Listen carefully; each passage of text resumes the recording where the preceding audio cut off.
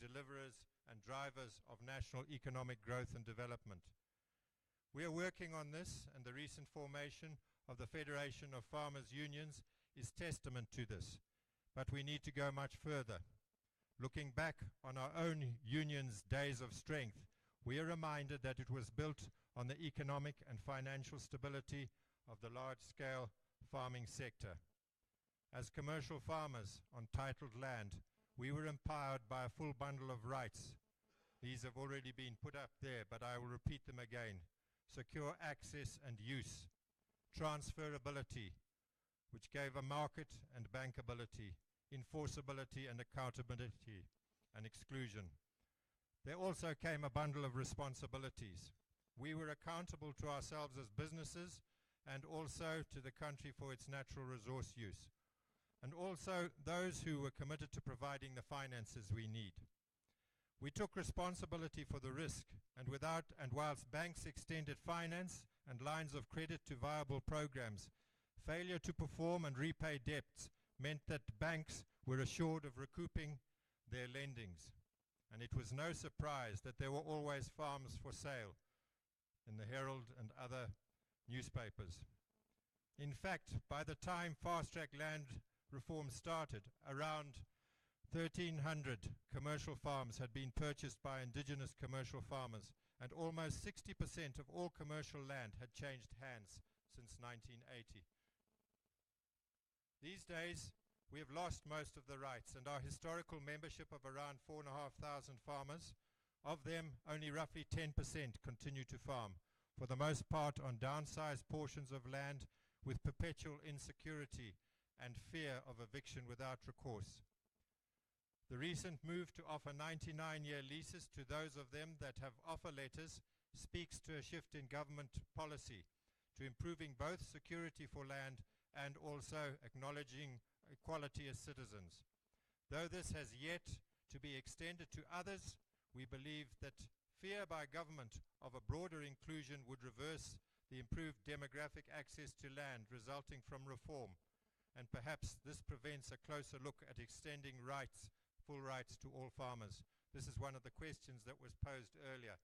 We believe that this reversal is unlikely to occur, given the fact that many former commercial farmers have died, emigrated, or are simply too old to entertain farming again. What we would like to see is an opportunity for inclusion on an equal basis for a younger generation. Looked at simply, what we have lost in terms of land rights has not been passed on. Those indigenous farmers who purchased lands have had their rights undermined, and banks are wary of supporting them because of the collapse of the market when there is so much free land. I get a regular stream of visitors into my office. Many of them are A2, A1 farmers, and also people from Matenganyika. I had a gentleman from Doha the other day who came in with his title deed and said, "Can you find me a business partner for this? Here are my title deeds." And what was apparent was that he had the title there, but it was useless to him, because in an environment when anybody who wants seems to be able to access land for free, he has no possibility of exerting those rights or getting the surety of bankability. At the present time, new farmers are reliant on urban collateral, or most depend on government to provide inputs and support on a perennial basis. Many are finding themselves with significant debt. This is not sustainable. In order to promote production in an environment where skills and consequent yields are suboptimal, government has resorted to non-economical options, such as the current maize high price, as an example, to boost production and food security. Regional price differentials also create the opportunity for arbitrage and corruption, further prejudicing the country. Such subsidies or incentives are unsustainable and invariably land on the taxpayer's back. We need to try and get away from that and get businesses paying tax directly to government rather than having to find other ways of supporting the tax base and the fiscus. In certain instances, such as the tobacco sector, contractors have stepped in and provide upfront finance and inputs as well as the end market for the crop.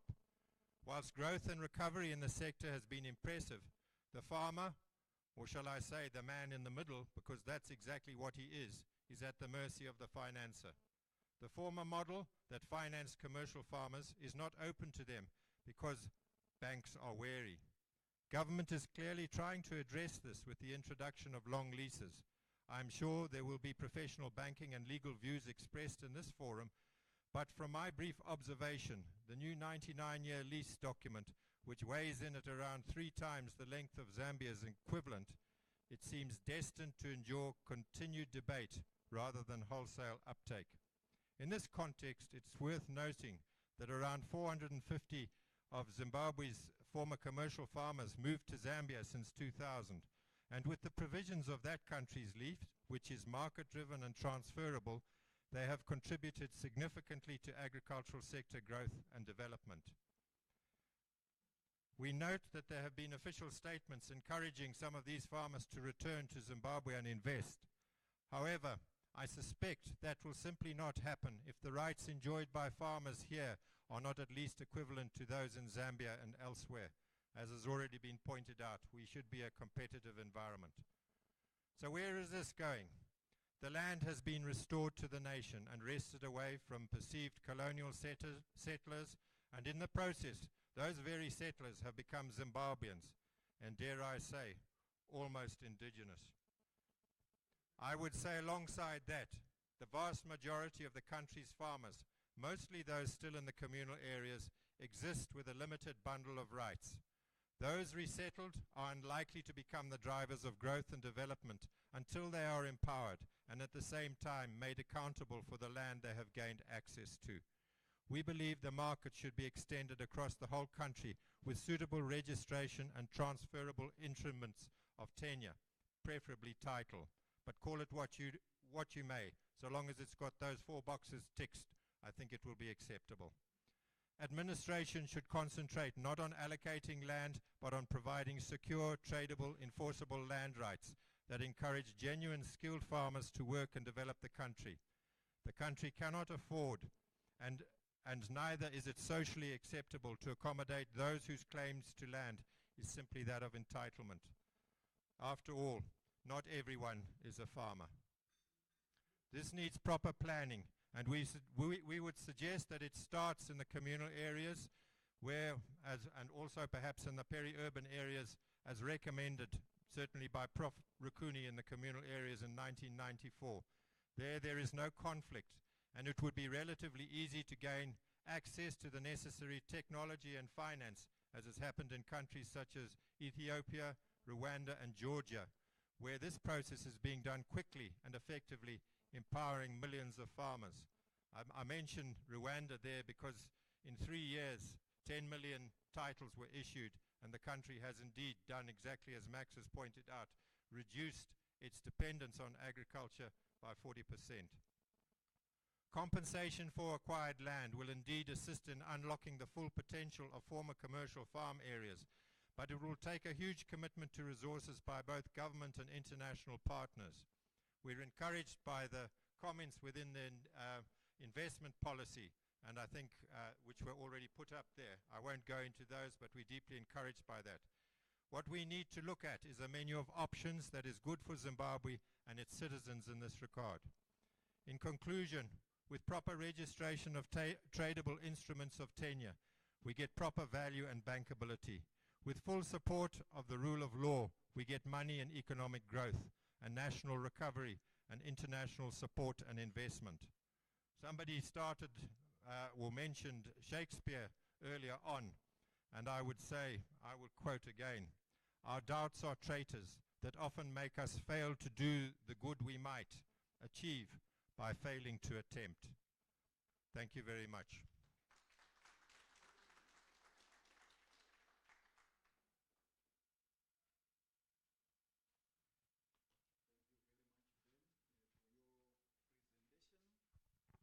Most appreciated. I think one of the differences of this conference or this workshop is the diversity and trying to bring everyone on board in a genuinely inclusive way so that our recommendations are kind of more encompassing. And this is, demonstrated by the fact that we are inviting everybody whom we think can give an expert advice and ideas. Just a few housekeeping things. Some might be kind of surprised why there are no government officials. Let me share with you that this meeting has a big blessing of the government.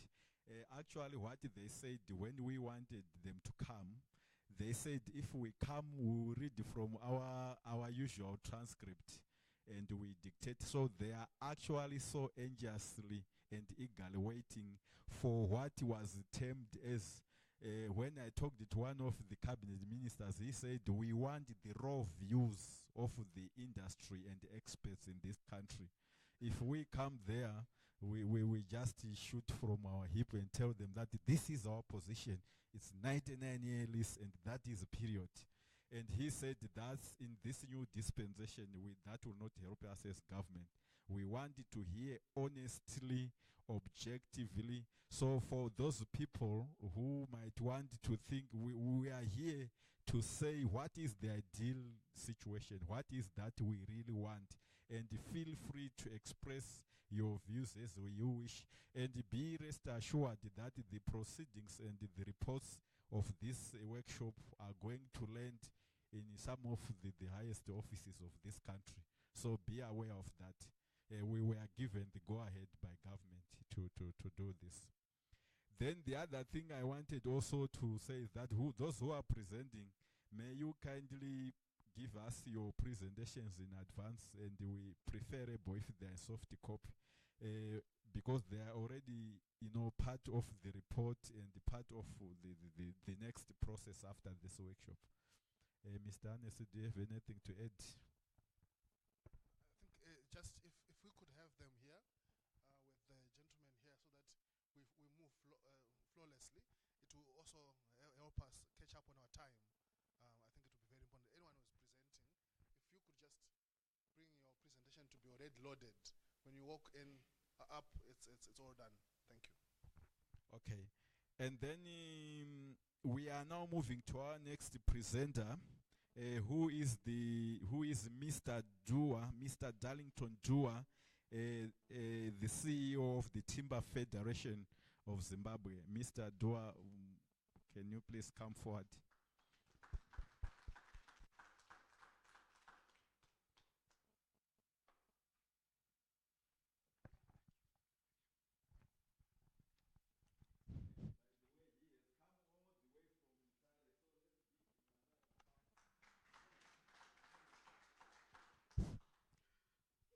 Good morning.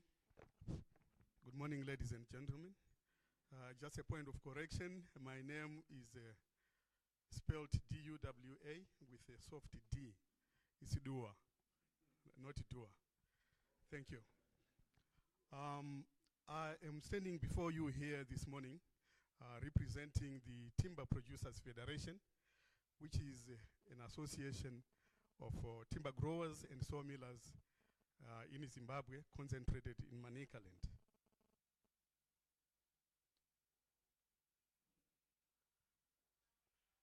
That is going to be the format of my presentation. I'm going to talk of who we are, and I've already done that. Then our location, our industry structure, the contribution of the timber industry, the challenges that we are facing and the consequences of these challenges. And then finally, I'll talk a little bit on land tenure recommendations from the timber industry. As you all know that the timber industry is a land-based industry which is quite contentious, just like farming is. As already said, we are an association of timber growers and sawmillers. The membership is as shown there, and I'm glad that one of our members, two of our members are here, Tanganda Tea Company, as well as Border Timbers. The membership is about 15, and it's still growing. Service providers, I've just indicated the service providers there, but there are quite many. and they are part of the Timber Producers Federation. We are located in Manicaland, concentrated in Manicaland. Although a small portion is in the Midlands, that is Muteo Forest there, but the greater part of the industry is located in Manicaland in the Eastern Highlands. The area under forest is just 0.02%. It's a speck, it's a drop in the ocean, some 200,000 hectares. But despite this small size, we are providing roofing material, furniture material, and other service to the nation. Ladies and gentlemen, it is also very important to notice that the gestation period in the timber industry or in forestry is quite long, 25 years. And with this long rotation, there are many, many attendant challenges that we can face, a lot of risk that we can face. So it is important that we look after the forest so that potential investors are not scared to come and invest in this very long industry.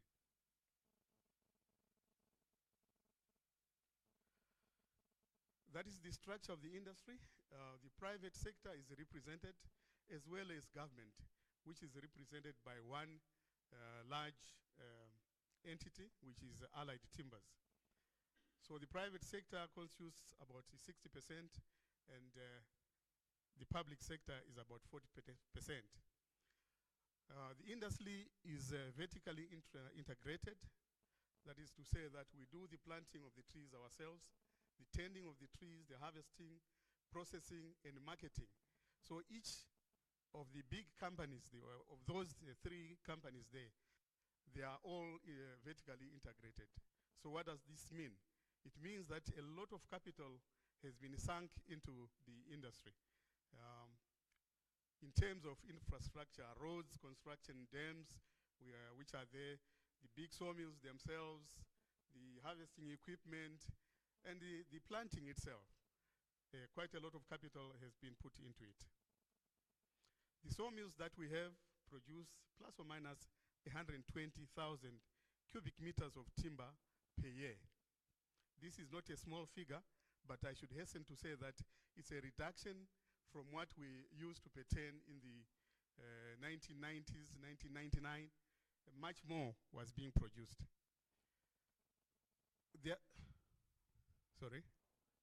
Up to 500,000. There are also a number of small mills, which we call mobile mills. I've put a figure of 25 there because these are the mobile mills that are operational. But the equipment is there. The resource is not quite adequate to accommodate all those small millers. We also have 6 poultry pen plants, which have got a combined production capacity of 18,500 cubic meters per year. We are exporting quite a lot, as we will show in the coming slides. Governments in the region and also our government have gone into rural electrification. So quite a lot of transmission poles are required for carrying these power lines.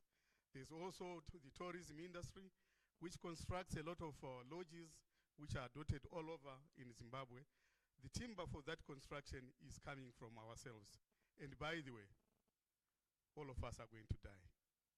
And when we die, we're going to be buried in coffins that come from the industry. We have 10 value addition plants, which include truss plants, door plants, board manufacturing, and other plants. So all that is coming from the biological resource. I've shown there the area distribution in terms of the ages. I've mentioned earlier on that the rotation is 25 years. So you can see that all we have in terms of crops that are 25 years and above is only 12,489. The 200,000 hectares that I gave you is the gross area under plantations. Part of the area is under conservation, fire guards, infrastructure, roads, offices, buildings, etc. So the actual planted area right now is currently just under 70,000 hectares.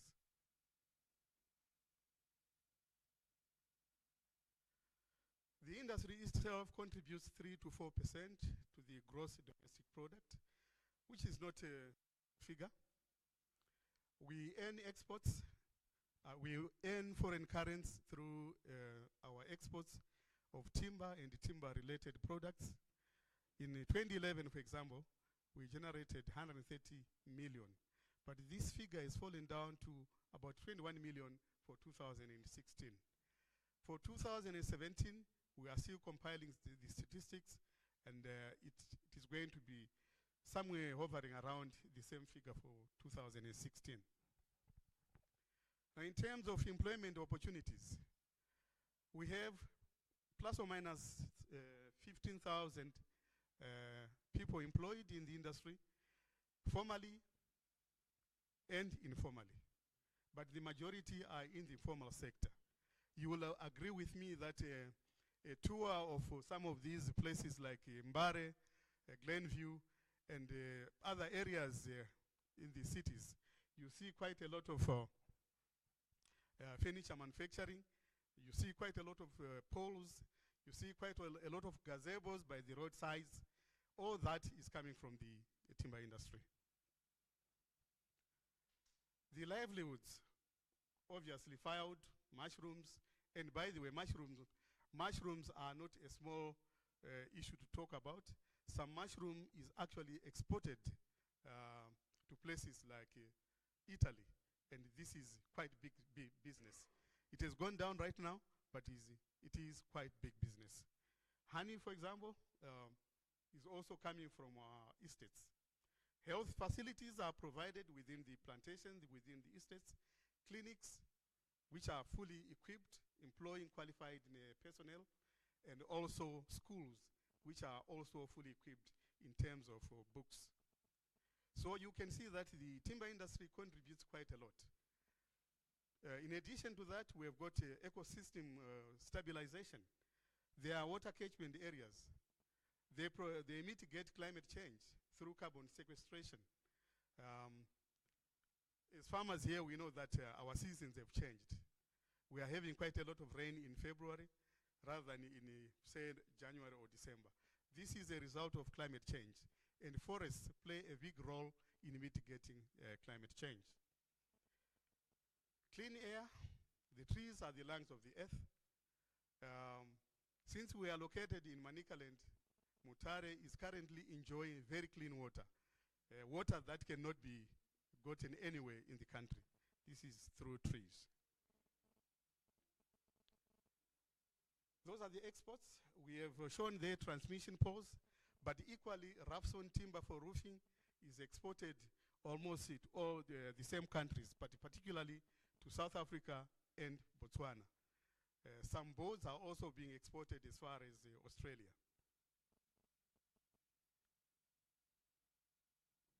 So what are the challenges that are facing the industry? Just the same as elsewhere. Conflicts in national legislation. The Mines and Minerals Act versus the Forestry Act, where the Mines Act says that they've got a right to come into the forest and utilize that which is underground. But we are also maintaining that we need a balance. The trees are equally important. The Land Resettlement Act versus the Forestry Act, we do have a lot of illegal settlers,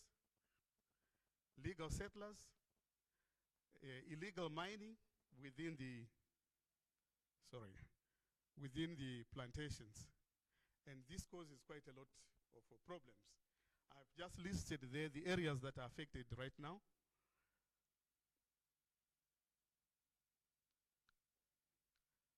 With the settlers on the plantations, we have land use change from forestry to agriculture. We have a reduction in the area under plantations because part of the area is now being utilized for agriculture. We have a lot of uncontrolled fires. And the banned forest plantations, they ban the forest plantations, wildlife, and in certain cases, life is lost. There is wanton cutting down of trees for cultivation, illegal harvesting because they want to get some money from the cut down trees. We have stray cattle roaming the forest and trampling on the seedlings, diversion of rivers and tributaries, siltation, all emanating from illegal mining.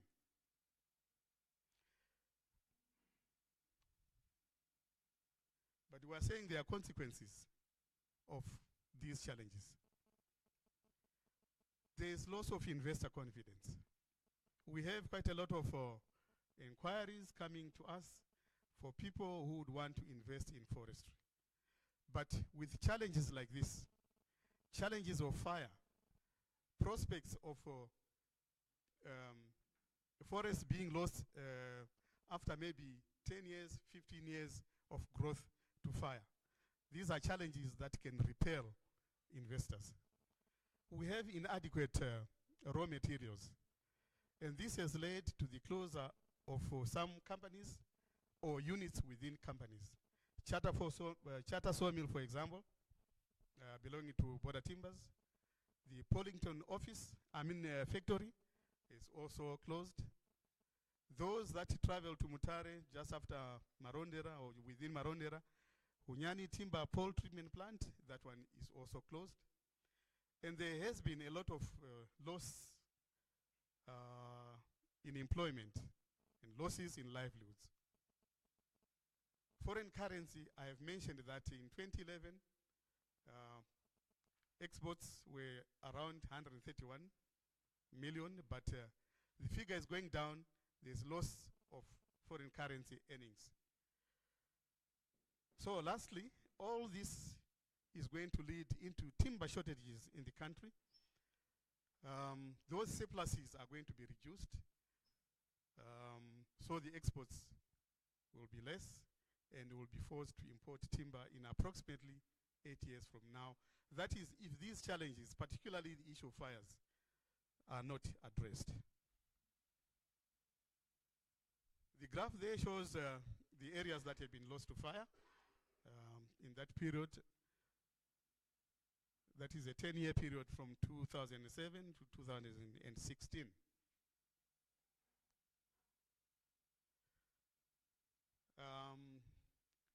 Those maps there, those that can interpret satellite imagery, the picture on the right is showing what was pertaining in 2006.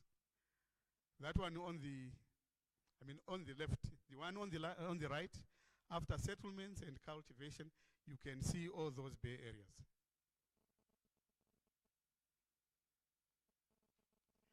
This is an area also which is affected by mining and some illegal settlers.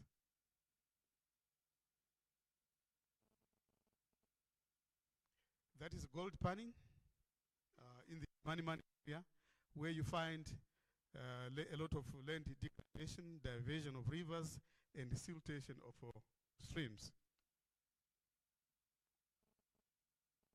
Those are fires that have been experienced. Maize cultivation within the plantations. Somebody trying to make a home there. So what are we saying as an industry in terms of our recommendations to land tenure? We are saying that forests are a legitimate land use. The forest should not be regarded as excess land, which can be grabbed at a future date in order to convert that land to agriculture. We are pleading that if we could be accorded secure land tenure so that investors can come in and we can do our business to the best of our ability. At least 3 rotations, which is 3 times 25 or more. We are advocating for freehold tenure systems. These are preferred. But we are saying that we also have our sister company or our sister organization which is owned by government, and that is the Forest Commission. although they are not into plantation forest, but they have forest in the gazetted forest. So there is another or different land tenure system there, which I cannot really recommend anything on. We are also saying that there should be no settlements in plantations whatsoever, whether legal or illegal. Forest and agriculture cannot coexist on the same land because of the nature of the pine trees that we have. They are very, very, what word can I use? They burn very easily. It's like you are putting, you are lighting a fire on paraffin when they burn.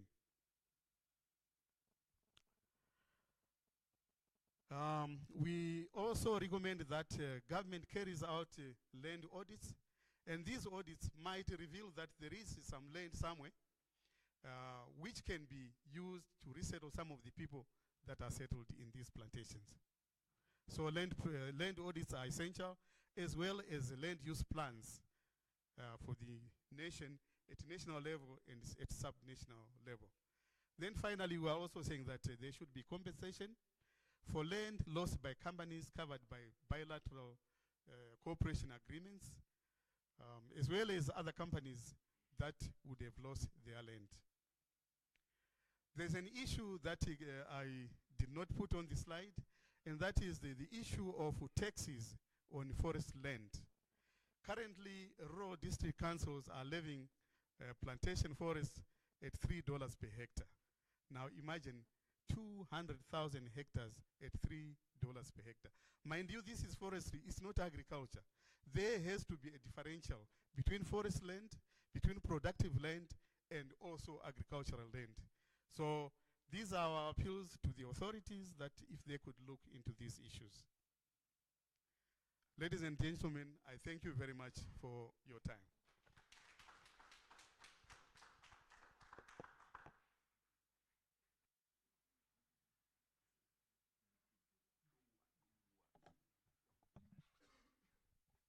This is Mr. Dua from the forestry industry.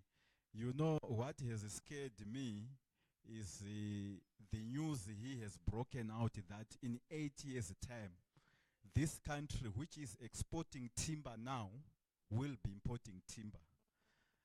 I think as this workshop and with them, probably this is one thing we could probably make a difference to try to make sure that that is not going to happen. Just a small comment on plantation crops. I think we don't have anyone from the coffee industry, but I also happen to come from that Eastern Highlands part of the country. This country was only able to be a competitive coffee producing country through a lot of investments which have been done into that industry. And as we are talking, at least the timber industry is existing. This country virtually has no coffee industry to talk about, literally nothing. And I'm thinking here that as we deliberate and proceed, maybe the timber and the plantation sector is a kind of a specialized area, a long-term investment area and capital intensive. And when we are thinking of the kind of land tenure policies that we are advocating, I am sure it's very easy to convince the government and anybody on his sensible day that this really needs some kind of really good form of tenure system. It's long-term, it's capital intensive, and I think this needs some kind of special attention. And I'm sure you guys, as we proceed, you are going to be in the task team so that you address specifically on the long-term issues that have to do with the plantation industry. Mr. Anesu, I know you have one announcement to make. Thank you, Dr. Mtema. We are actually streaming live. I'm sure you see from the cameras. And we are on the Institute of Chartered Accountants of Zimbabwe Facebook page. So for those that can access to be able to see what's happening. And I think the recording also would result with being able to come back to some of the suggestions and discussions as we put up the document. Thank you.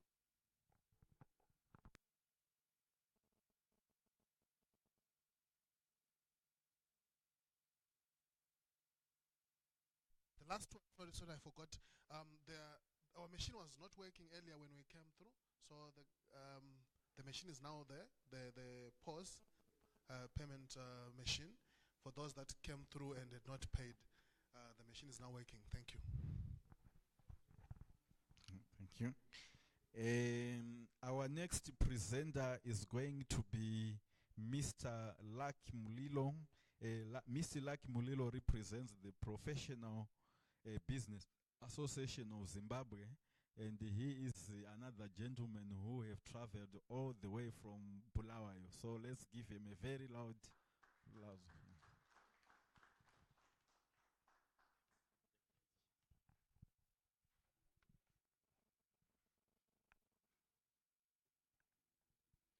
Good afternoon. Good afternoon, ladies and gentlemen. As I have been introduced, I'm Dr. Lakim Lilo from Bulawayo, representing an organization called Professionals Business Association of Zimbabwe. My presentation will be a short one, and basically I'm looking at questions that were raised by Dr. Mtema early last year, and these were responses to his questions. There are just about 4 questions which I'll go through. The first one was inquiring what is the view of your organization regarding the compensation issue. Do you see it as an important issue that needs urgent attention? And this was our response. Legally, the state has always accepted that they had to pay compensation to the owners of the title deeds. The only question was how much and on what basis and when. Since 2000, the year 2000, the legal rights of the farm owners has been examined and tested in courts of law all over the world and in the region.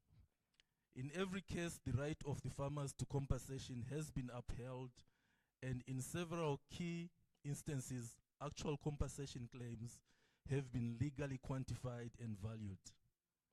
To date, about 3% of the landowners affected, or about 200 individual farm owners, have accepted the compensation offered by the state and have relinquished their rights to any further claims. The compensation paid in these instances amounted to about 10% of the value of the properties. The remaining landowners have not accepted compensation on this basis, and this is the issue that has been confronting the Zimbabwe government. The view of the association is that it is imperative that the compensation issue is addressed as soon as possible.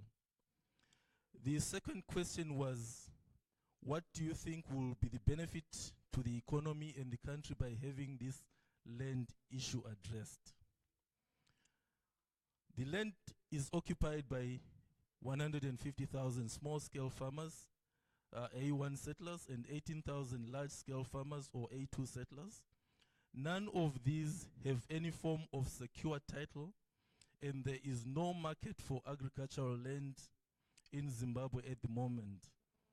Once the issue is addressed, there will be a market for agricultural land in Zimbabwe, and all uncertainty that still clouds the land reform will be removed. The third question was, given the time lapse since the farmers were acquired and the delay by the government to capture improvements which were at the farms at the time the farms were acquired, what are your suggestions on what can be done to ensure that what is compensated is a true reflection of the improvements that were on the farms at the time they were acquired? And our response was, if we isolate the claims of the 4,800 farmers who have had their farms acquired, the claims cover roughly 7 million hectares, and the estimated discounted replacement value of these properties is 11.4 billion, of which 8.6 billion is for immovable assets and 2.8 billion in land at today's values. If we use the basis of claims set by legal precedent in Europe and South Africa, then the total theoretical claim rises to double this figure or more and includes elements such as damages, lost income, and interest from the date of acquisition.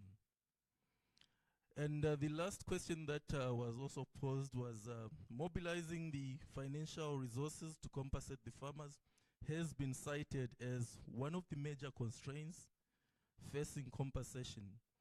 Do you have any suggestions you may want to share towards mobilization of compensation funds or any other compensation options and mechanisms that you may want to share? And this was our response. If the state insists on regularizing these new land units under the control of the settlers and issues them with 99-year leases that are not transferable or disposable on an free open market, then the land simply cannot be used as collateral. The revenues from these leases and other forms of revenue being implemented right now, which were also included in the 2016 budget, will not generate significant income and cannot be expected to make any significant contribution to the compensation payout required. If, on the other hand, the state restores title rights and demands that the settlers pay for the land, and these funds are then used to pay compensation, then it is likely that the compensation process might be self-liquidating. However, the majority of settlers are likely to abandon their claims to land in such circumstances, and this then would raise the issue of just what to do with the land and how to bring it back into production. Ladies and gentlemen, I thought I should just share these questions that were sent to the association, and I would like to thank you for listening to my presentation. Thank you.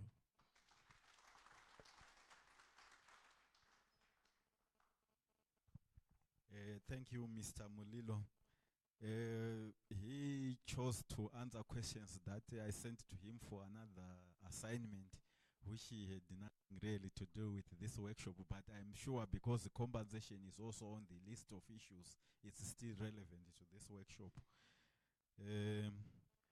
I asked earlier on that 30,000 farmers, are they really farmers? Another very hard questions in retrospection or introspection that we need to ask ourselves as a country is, who is the really farmer who should benefit? I am sure the issue in the past was to address the inequity of land, which we all understand and accept, but the issue of, in terms of now that we are embarking on these follow-up actions, who is that indigenous guy that we want to own or possess prime piece of an economic asset for the nation? I think let's also think about this in our deliberations, if anything can be done as a part of the follow-up actions.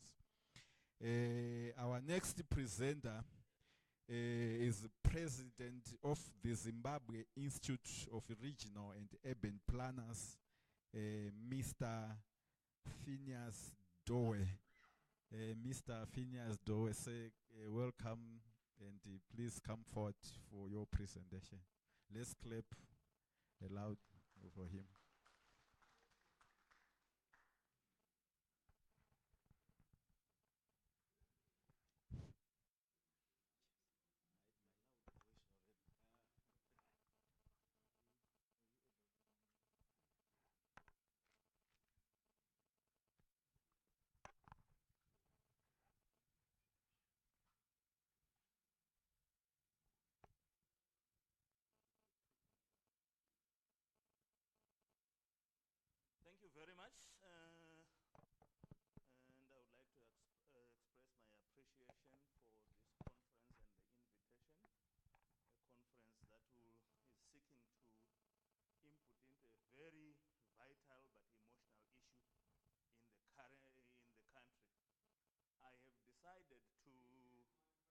Sorry? I thought I'm loud enough. All right. I have decided to look at this topic under the following, where I've said the Zimbabwe land question, and below it says the elusive search for a sustainable land-based national development strategy. I have structured my presentation this way. First, I will take you back down memory lane, where I'm looking at the history, because that has an implication on how we go forward from today. Then towards the end, I will then give what we as planners think is the way forward and how we can achieve it. I'm representing the Zimbabwe Institute of Regional and Urban Planners. As you will all appreciate, there is an urban bias, but our mission is to advance the art and science of local, regional, and national planning, for which land is the base. Then I'm looking at the concept of land. Land means everything and anything to anyone. Other people say this is a God-given and birthright, especially to natural citizens. Then some say this is a common and basic right. This is where I was born. This is where I was bred. This is where I have buried my ancestors. This is where I get my livelihood. Then there are also social, political, and economic definitions and perspectives. And as a result of the above, there have been several debates and theories about access to, ownership, and the use of land. Land is also a source of power. When you have your piece of land, you have power. People of no fixed abode are people of no known addresses. So once you have a piece of land, you have an address. Then land in the economics is one of the basic factors of production. Once you have a piece of land, you can then begin to participate in the economic production sector.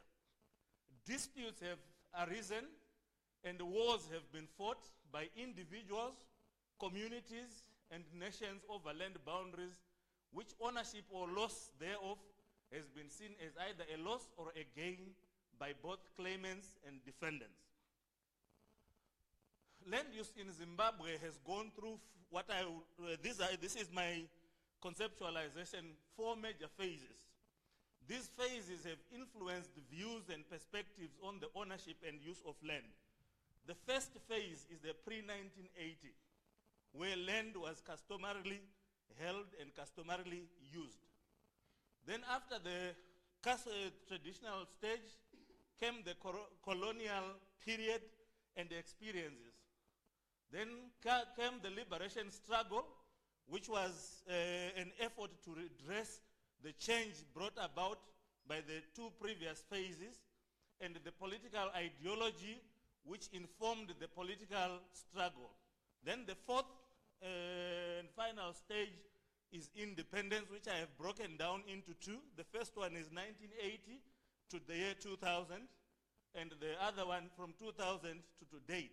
Why have I broken those into 2 stages? 1980, we were sizing each other, we were trying to find each other and come up with a solution. In the year 2000, things really got bad and very emotional, and the emotions still run in most people's blood and system. Then colonial period outcome. These are the things that emerged out of the colonial era. Number 1 was the emergence of a modern economic system which was non-existent prior to 1890. Then the second one is the commodification of land as a factor of production. Because before 1980, land was held as a social commodity, where people stayed as long as the land was productive, and when it ceased to be productive, they would move to the next stage, leave it to recuperate, and come back after some time. Then it also produced the issue of property rights. Title started after 1980, for which before that it was non-existent. Then a settlement system in which traditional and customary land rights are conflictory. Sorry, this is a word that I have coined together, where the 2 are struggling to coexist. And then land as an underpinning resource for economic growth and development. The introduction of a statutory legal system that dealt with the ownership of land. Otherwise, before that, it was a negotiated process. We would understand we all come from the same community. We know what you use, we know what you hold, we know what we share. So that was the land holding system by then. Then the war was fought, waged, and culminated in the Lancaster House agreement, which I have called the Lancaster House dialectic outcome and implications. Number one, the liberation struggle was waged on the basis that one day we will overrun the Rhodesians, take over the economy. I am not so sure I stand corrected whether there was a strategy to say whence to after running the economy, or after overrunning the system. But Lancaster House said, ladies and gentlemen, sit down round a table, negotiate, and come to an agreement. Then it also introduced constitutionality, which was also not existing before 1890. Then also with it came the issue of democracy, and strengthened in it was the issue of property rights, where the underpinning statement was willing seller, willing buyer. Then Lancaster House outcome, feelings and reactions. Number one, the ruling government feels cheated, encumbered, and frustrated, which is what explains what happened in the year 2000. It's beyond them. We are encumbered. We can't do anything about it. Let's make it an extrajudicial kind of approach. The willing seller, willing buyer clause, which left the compensation as a noose around the government's neck. Up to now, even where land has been redistributed, like the previous speaker has tried to allude to, compensation remains a burning issue. Who gets compensated and how much is the compensation and for what do we compensate them? Then the majority of the blacks feel let down by the non-realization of the liberation war promises. Because when I was growing up, I grew up during that era, the promise was once we are independent and liberated, you will go back to where you were chased away from. African people say it's Kumatongo, where their ancestors were buried. That did not get to happen. Then white commercial farmers, they feel very hard done. Government is unfair. Government is unreasonable. Government wants to take us to the traditional era. How reasonable is that? Then we have the business who also feel the ongoing bickering over land is hindering investment. And us sitting here, which I believe are largely professionals, we believe and we have become collateral damage or victims of lost opportunities to rebuild the country. Arising out of all these processes up to 1980 and maybe up to date are four categories of land systems in Zimbabwe. The first one are the communal lands, formerly designated as reserves or tribal trust lands, wherein the indigenous people's birthrights were sort of protected because it was reserved for them. Then the second one was the rural land, which was commercial farming land largely, and lately been designated as a state land through land acquisition. And the third one, which affects my profession, is urban land. Where do we find urban land? We find it at the rural service centers, at the growth points, in the townships, in the towns, and in cities. Then the last one, which is not all exclusive and also inclusive, is the state land, where we have forested areas, national parks, and some mining areas. All the above have tenurial and land use implications, and they have a bearing on the right to the use of the land. Then sustainable land-based national development strategy. What are we saying as planners? We are saying going forward, we need a policy strategy and statutes that realize all types and levels of land use and land ownership, a broad-based incidence of the gains. The complaint to date has been some people have been favored and some people have been disadvantaged. And what are we saying?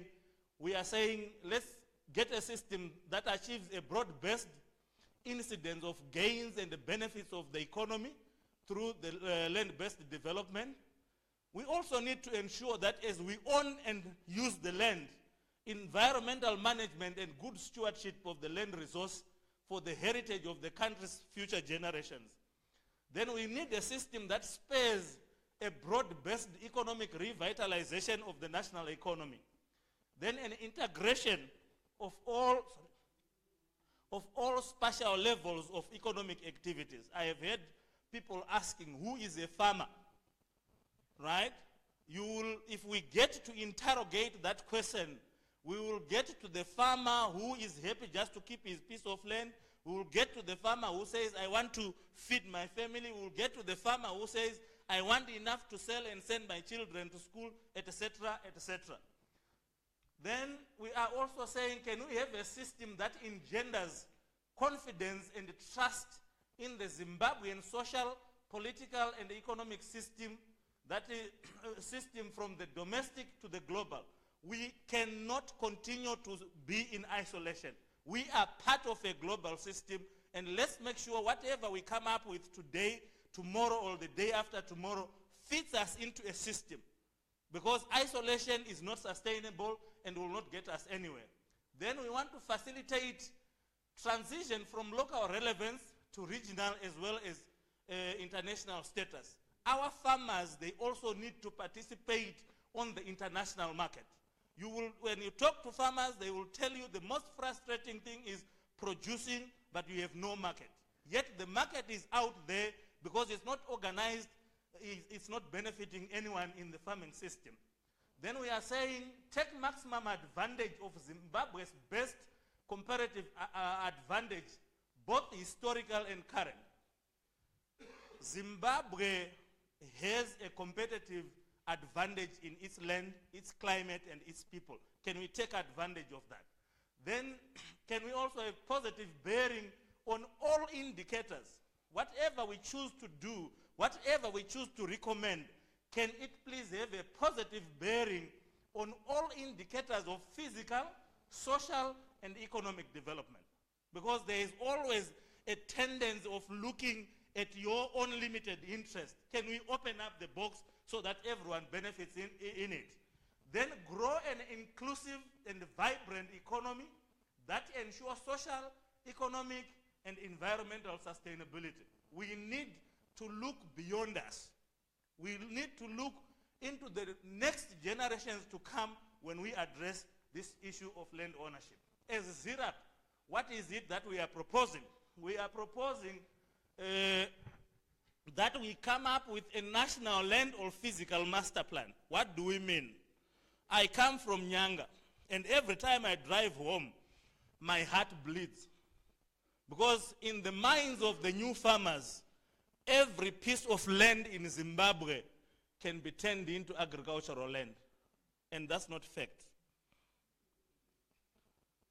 All the trees have been cleared, the rivers are silting, and what we are saying is, can we come up with a national physical master plan where we map and define our national land resource according to its best use and optimum land use, informed by its physical attributes and characteristics? The man from the Timber Association, thank you, I'm almost, talked about people invading forestry areas for farming. How sustainable are those farms on slopy, steepy land? Then the plan will also guide national infrastructure planning and development. If you look at colonial literature, they will tell you the railway line followed the productive areas of the country.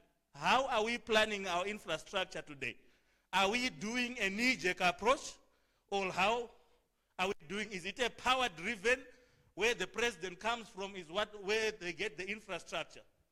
Then we need to, it will facilitate maximum and best utilization of the land resource, guide national development strategy, inform valuation and taxation of land by both government and local authorities. Who is being taxed what and where? is it a progressive or a retrogressive tax system? Because if you don't understand the role that a land use plays, you always think they are benefiting unduly and you want to retrogressively tax them. I was talking to a guy about the fishing people in Kariba who are exposed to about 16 taxes and have as a result decided to cross over the Kariba to Zambia to try and reduce the bleeding that comes from unfair taxation. Then it will also deal away with land use and land ownership gray areas. And the National Physical Master Plan will also inform policy on land as well as a suitable land ownership and land use structure. What do I mean? Is the ownership structure the same for urban areas, the same for rural areas, the same for communal lands, the same for government lands? I would like to conclude by saying Zimbabwe land history is fraught with conflicts, emotions, and contradictions. And when we are talking about the way forward, can we please bear that in mind? We are here as a certain level of social strata in society.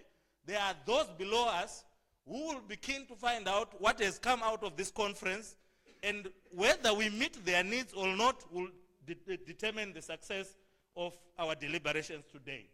Long history. How can Zimbabwe move forward to realize a sustainable land-based economic development strategy that recognizes the tenets of a modern economy and national development? I would like to end by saying this is common. Our land is our birthright. Yes, it is. Our land is our economy. Truly it is. Our land is the heritage of our future generation. Sure indeed. Thank you.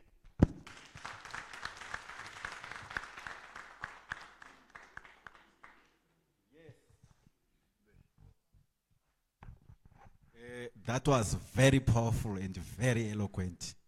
And I'm getting convinced that in this room, if we put our minds together, if we put our heads together, we can contribute significantly to the discourse on land tenure and land policy in Zimbabwe. Let me just, in order to prepare people, especially when we go into the groups, because that is another opportunity for us to make a contribution and know that ultimately what we want is going to be a comprehensive report of recommendations, suggestions, and resolution to the government of Zimbabwe. In 1890, the way land was customary, land rights. In 1890, who knows in this room how many people were in this place now called Zimbabwe? Any guesses? If not, for the sake of time, let me give you the number. It was 400,000 of us, almost a quarter of people who are in Harare. And who knows when this country reached its first 1 million? 1931. That's when we first. So, in terms of land ownership, in 1890 with 400,000, we could own it in any way without any problem, because it was a big land. And let me also add that all nations have been through customary land ownership at a certain phase in their existence. But the truth of the matter is that as nations, as countries develop, the kind of ownership arrangement also must evolve to respond of that time's economic and socio-economic trajectory. So yes, we know customer rights at one point they saved there. I'm being provocative here, so that as we deliberate of this, we can also look at what was happening. There's a statement I also wanted to make a small. So all societies, they progress, ownership of lands tends to evolve towards more individual ownership. And this is not an exception for Africa and Zimbabwe. And as emotional as the land issue and land tenure is in Africa, there is no doubt that across Africa there is something wrong with our tenure system. So even with the customary right, even with our parents and the emotions and the history, there must be always those who lead the discourse to go in the right direction, regardless of. When you look at the 4,000 farmers, 4,500 or 5,000, who made this country to achieve what probably only Israel and a few other countries have achieved in the revolution, it was not many of them, but it was a group of organized people who knew what they were doing. Zimbabwe has enough organized black people who can replicate the same. It's not a game of numbers, it's a game of quality, and I want to lay that challenge to everybody. And our parents in the rural areas, as long as something is well thought, and here I am talking of the newly acquired land, let's forget for a moment the communal area because there are more structural issues to deal with. But when we are dealing with the land that the government acquired, it has already a benchmark of well-surveyed structure. That land would be a catastrophic mistake for this nation to make it revert to what we have in the communal areas. So we can experiment with all forms of title of land ownership, but for the land which was prime agricultural land, which was under title, I think let's come up with a better model and an improved model, which might have a more representation of the race or the indigenous people who own it. But we have enough. When Chibero was started in this country, it was in anticipation that one day this country would be independent. And somehow I think the colonialists missed something, but when they started Chibero, they were already starting to think of what kind of neighborhood we want in an independent Zimbabwe. And my point is that there are enough trained, capable people, and we cannot allow land which was prime land to revert to some kind of wasteland simply because we want to fulfill the ego that independence was simply to take and grab land. This is provocative, and let me leave it at that point. So land to countries, to nations, to Zimbabwe, at some point would become a primarily economic asset. And the best way to realize that is let's start with that land, which is in a mode that is easy to correct. And that land to me is land which was acquired under the fast track. Land in all other these tenure systems, of course, our ancestral land, our communal land, we can live for the next day. But please, let's not us allow a land which was for productive agriculture to revert to something else. At this point, let me call upon the next presenter. And the next presenter is Mr. Tinashe Kaduo from the Economita Global Capital. Mr. Kaduo, can you please come forward to take the podium? Let's clap hands for him.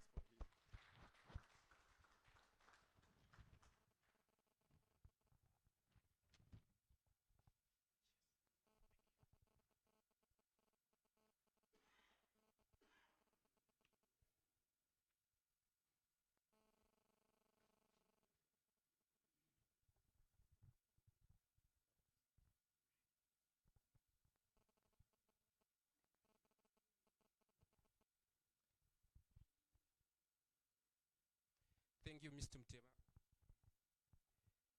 Thank you, Mr. Mtema, for inviting me to participate in this discussion. I'm from Economita Global Capital.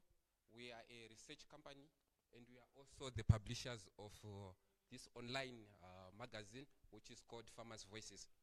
Maybe some of you have received it before, and you are actually seeing maybe our magazine, which we publish it on every Tuesday.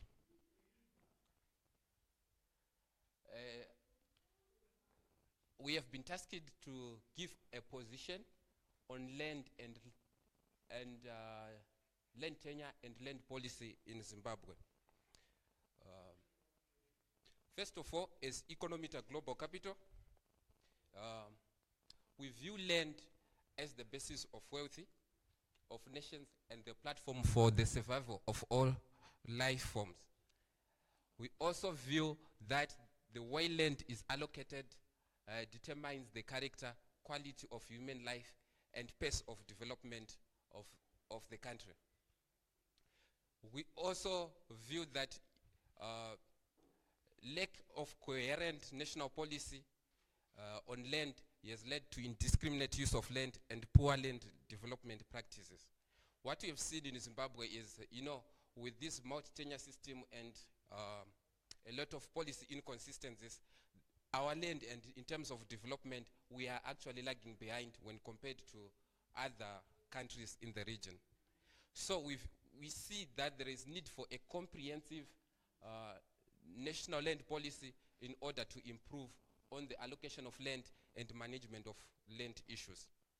So the policy that we view, it should actually strengthen land tenure security, and the policy should lead to equitable access to land and associated resources.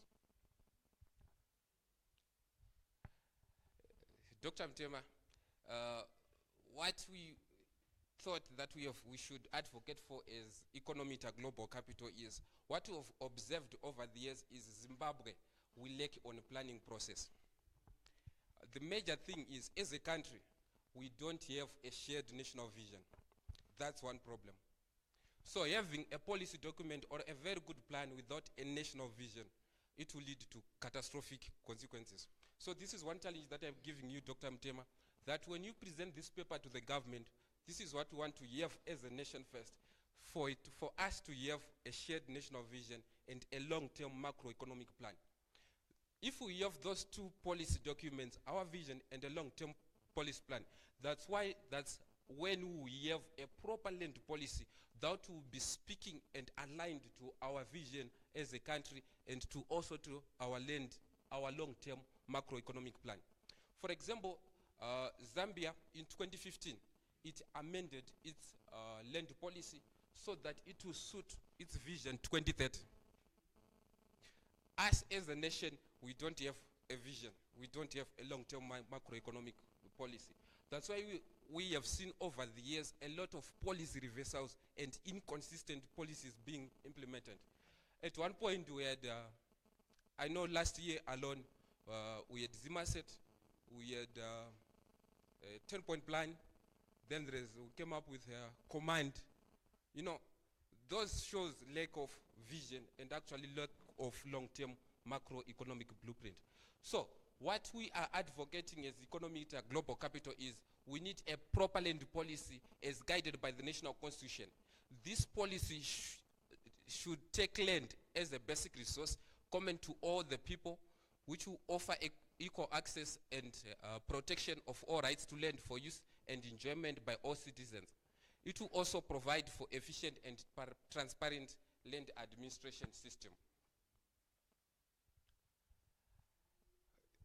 This slide, we have done what we just said, a situational analysis. We have got a multi-tenure system, which we view with this current setup in this country and where we are in terms of our economic development. I think it makes most sense. Why do I say so? The multi-form tenure system arrangement, in some setups, it helps preserve some aspects of cultural practices. If you look at communal lands, communal areas, there are some instances where we want to protect our cultural values and something like that. So the multi-tenure system, it offers that. In some settings, these customary tenure regimes are best, which allows flexibility and broad access. And also in some setup, a simple permit system case will also allow proper registration and proper accounting of leasehold arrangement. In some cases also can offer security and collateral, which we have seen what the government is trying to do with the 99-year lease, although it's debatable. Freehold title may be appropriate if we really want a completely free market in land. But what we have seen for all the land after this land reform, titling is expensive exercise to carry out, and it might also open up, multiple disputes and at times it might be difficult to regulate to ensure more equitable ownership structures, including land ownership by women and the vulnerable groups, especially the poor. You know, in this current setup in Zimbabwe, even if despite where you are coming from in terms of your background, you have, you know, a basis for livelihood. You actually have a basis where to come from. So you see, lack of uniformity in the administration of land has its own challenges as well, which we say for Mr. Mtema, you have done well for us to work towards coming up with a proper land policy that will answer all these issues. What we also have observed as the Econometer Global Capital is what we call global land rush. We have seen some growing interest, you know, by large-scale agriculture investments, mining companies, industrial companies, which are trying, you know, mining companies which calls for proper land planning and land policy. You know, some of these tenure systems in some communal setups, they are actually failing to provide necessary lawful cover, which might be supporting, you know, this freehold tenure system. We have seen some issues like in Chiadzgo or Marange, when there was discovered, you know, this diamond, some people, they were, you know, just moved and resettled somewhere. Some, they may say it was in violation of their rights or even their entitlement. Then there are also that, you know, with this freehold title, there is also risk that some holders may dispose the land as a result of global land rush. Imagine if I'm a resettled farmer in an A1 or A2 setup, then I am given titles. This is the land that I've gotten for free, entirely for free. Then someone comes up with maybe an offer, 100,000 or 200,000. I may sell. Because this one, I got that land for free. There is nothing that I injected in. So, in such an instance, that's why we advocate that there is need of some degree of control by the government. With appropriate designs and leases and permits, with appropriate design, leases and permits can offer the same security as a title. They can be beneficial as well when combined with new approaches to financing. You know, these banks, what they are saying, even financial institutions, that, you know, leases, they don't offer the security that they require. To us, we view that there is lack of innovation, especially in the financial service sector, in terms of the appropriate products and packages that can be given to farmers, that can be provided to farmers. You know, in some setups, for example, in Kenya, Rwanda, and Uganda, they came up with an application solution that is being used to distribute, you know, inputs and all other support that coming from the government. This application, what they are doing is, for a farmer, if you want, for instance, to access inputs under the command agriculture, you have to register through an app or a system. When you register through an app or a system, there are some questions that maybe require maybe how many cattle do you have, the size of acreage that you own, and something like that. So this forms a basis of the database to financiers. Financiers, why they are not extending enough credit to agriculture, is that they don't have the database for farmers or that know-how for farmers.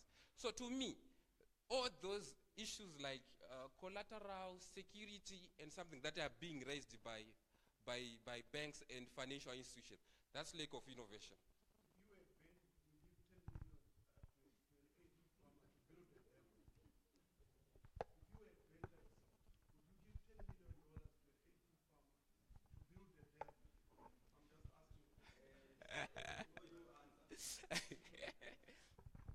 Say questions at the end, because if we start questions, that's the end of it. I know everyone is burning to want to say something. Let him finish, and then we will. No, we don't take any questions. Just present. We will take all questions at the same time.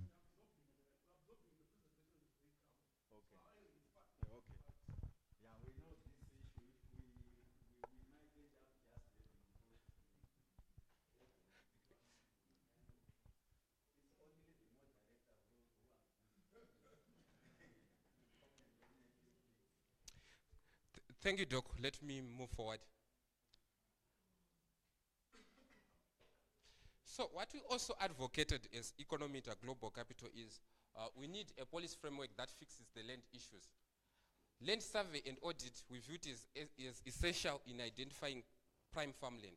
So what we think is what we have to do in terms of designing the policy is first to have a survey of prime farmland per natural farming region. Then we come up with the quantum and the size of what we may identify as the prime farmland. Then also where we think we should give titling. That titling should be linked to usage. We have seen in urban areas where there is proper planning, they will be saying that this land is meant, let's say, for an industrial zone, or this land is meant for a school or something like that. So I'm also advocating that we should also include that even to agricultural land as well, where we say if this land which lies, let's say, in Marsh West, where it's more competitive in terms of maize production, 80% of farm activity should be towards, let's say, maize production. It's just an example. So if that 80%, if there is if the farmer maybe wants to change usage of that land, will follow what's being done in urban areas as well, where they'll apply for change of use, and it will be debatable. And when we have identified our the prime farmland, what we advocated to be included in the policy document is this prime farmland must be conserved for agriculture. We have seen in certain areas where people are relocated to certain prime farmland and maybe being used for residential purposes. That will solve that issue. This will limit land disputes between industry and agriculture, and it will also ensure food sustenance and productivity. We also view in the document that we should include that water is a public good and a social resource and not private property. There are some instances where some certain farmers are failing to access, certain water resource because it's lying in certain person's farm or certain person's property. So this is a policy that we think, okay, water is a public good. It has to be, a social resource and should be equally accessible to everyone.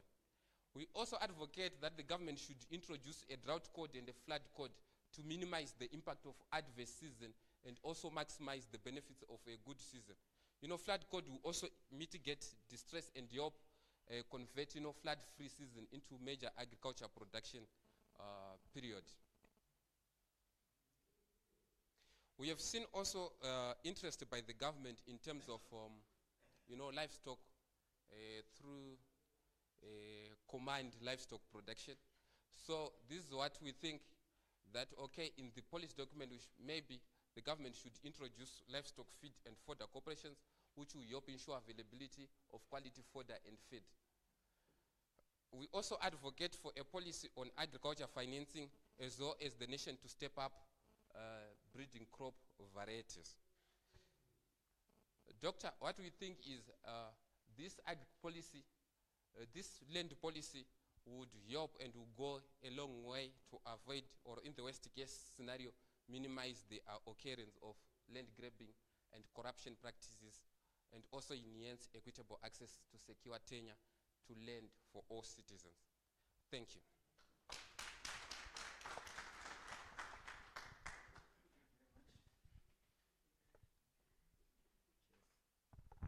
Yeah, thank you very much.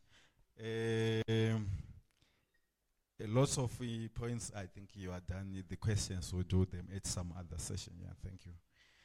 A lot of points that the young man raised. Well, I'm going to challenge the young man, and he can't challenge me back because I am the moderator. So I'm going to pass a few comments. The first thing is, as long as there's genuine demand for land, the land grabs will not stop by by anything. As long as there is a genuine international interest and there is a case, we cannot fend by not titling it so that we avoid the land grabs. The land grabs, you know, African government and the presidents are it's actually worse when you don't have security of tenure.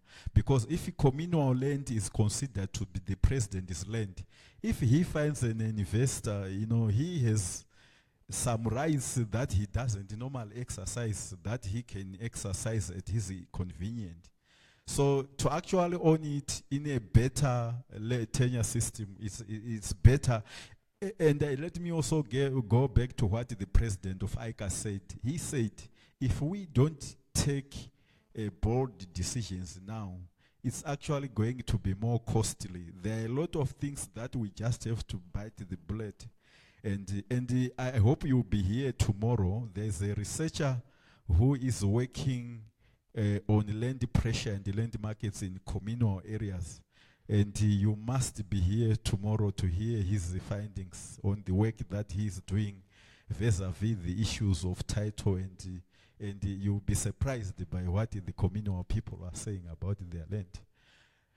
Definitely we are a multi-tenure country. There's no doubt about that. We kind of all subscribe to that. But even all the communal areas that we all keep mentioning, my mother, my bless her, she is now late.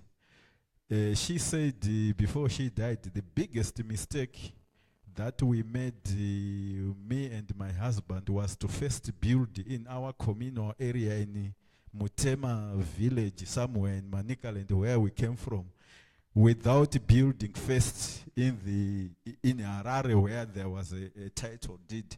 And that house, for sure, that he built, as I am talking here, is falling apart. Because me and my brothers were here, we can't sell it.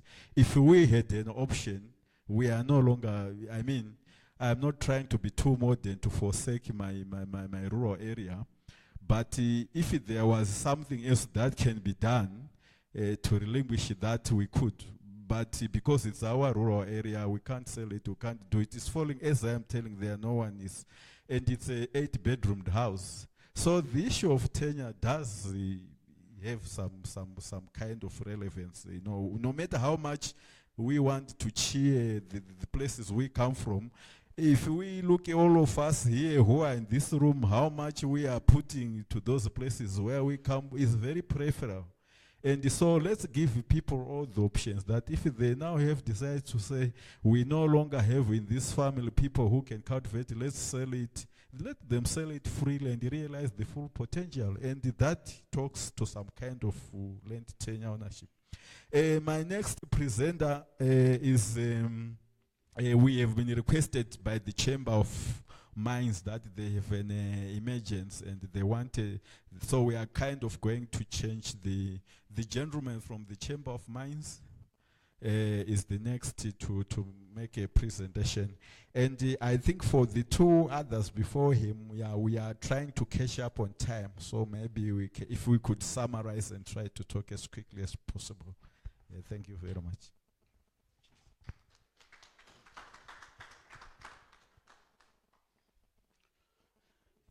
Right. Thank you. Sorry, excuse me. Induction.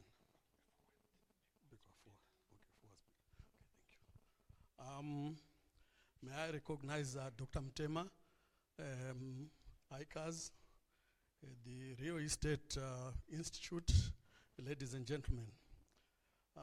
We as the Chamber of Mines are happy to be part and parcel of this group, and we hope that our contributions may help in terms of moving this agenda forward. The mining industry or the mining sector has been a subject of robust engagements by stakeholders. And the issue of land on which mining is based has been an issue that has been talked about. Being an alternative use, land use to agriculture forestry, urban development, human settlement, among others. It is an area that I have also found that most people are not very well versed in the provisions of the Mines and Minerals Act.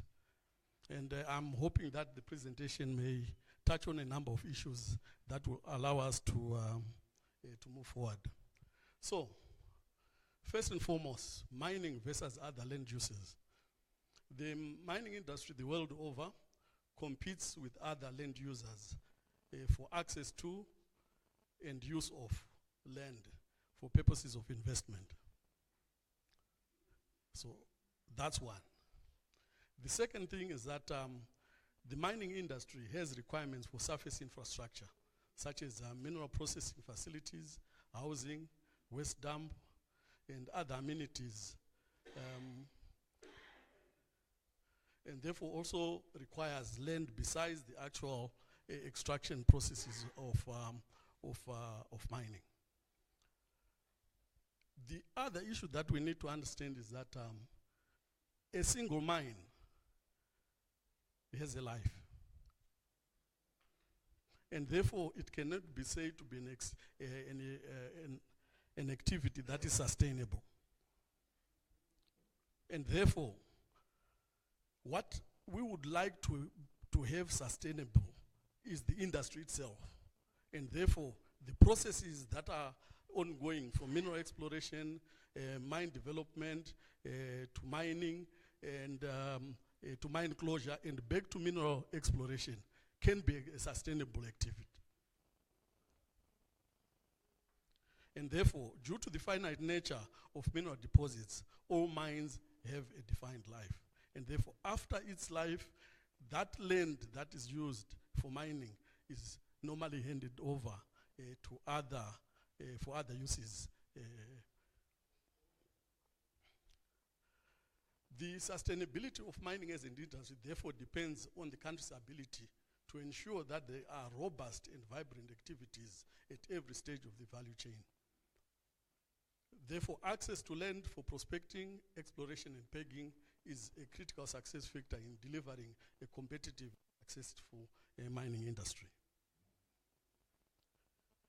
One of the major pillars of the Mines and Minerals Act is the separation of rights between surface rights and subsurface rights, mineral rights and land rights. And we believe that it is important for all stakeholders to understand that the rights of minerals are vested in the president, and therefore the dominion in and the right of searching and mining for and disposing of minerals, mineral oils, natural gases, and notwithstanding the dominion and right which any person may possess on the soil is vested in the president. We have a lot of challenges with other competing land users in that because of lack of appreciation of the separation of rights. Some people will tell you that because I own the land, I also own the minerals. And therefore, we don't want anybody else coming into my farm for any of the activities that prospectors may require, which has led to a lot of land, or rather farmer-miner conflicts. And the land policy should be able to deal with such issues. The Mines and Minerals Act recognizes 4 types of land title: private land, state land, communal land, and town lands. Whilst communal lands is recognized as a separate title or tenure, it is not well and fully defined in the Mines and Minerals Act. So there is need to continue to improve the Mines and Minerals Act by fully defining communal lands as the Act defines private land, state lands, and towns lands. The Mines and Minerals Act also defines occupiers of land and owners of land. And this is important in terms of the serving of various notices as provided for in the Mines and Minerals Act for either access to land for mineral exploration or or the use of firewood, use of private water, and the issues of that nature. We understand that all land now belongs to the state, with a few exceptions. I'm not sure whether that is correct. I'm saying with a few exceptions. Okay. For us, there are a lot of implications if all land is state land. Because for one to be able to undertake mineral exploration, you need, on state land, you need written permission from the president. So if all of it is now state land, then we would need to ensure that we go through that route. So there are a lot of implications that come with the issues of moving all land to state land as the current Mines and Minerals Act is structured. Of particular importance for prospectors and peggers and miners is the understanding of who to serve various notices as prescribed in the Act. Because without that, it leads to a lot of complications, and one would not be compliant with the requirements of the Mines and Minerals Act.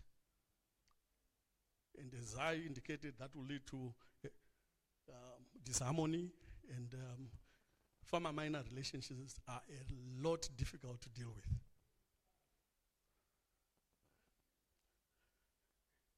The Mines and Minerals Act also in the section 26 provides for land that is open to prospecting and pegging.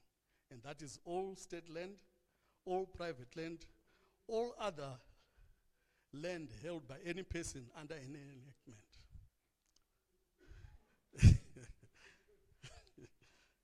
Those are the provisions of the Mines and Minerals Act. It also is important that we open up all land to mineral exploration and pegging, because we need to understand what is below the surface.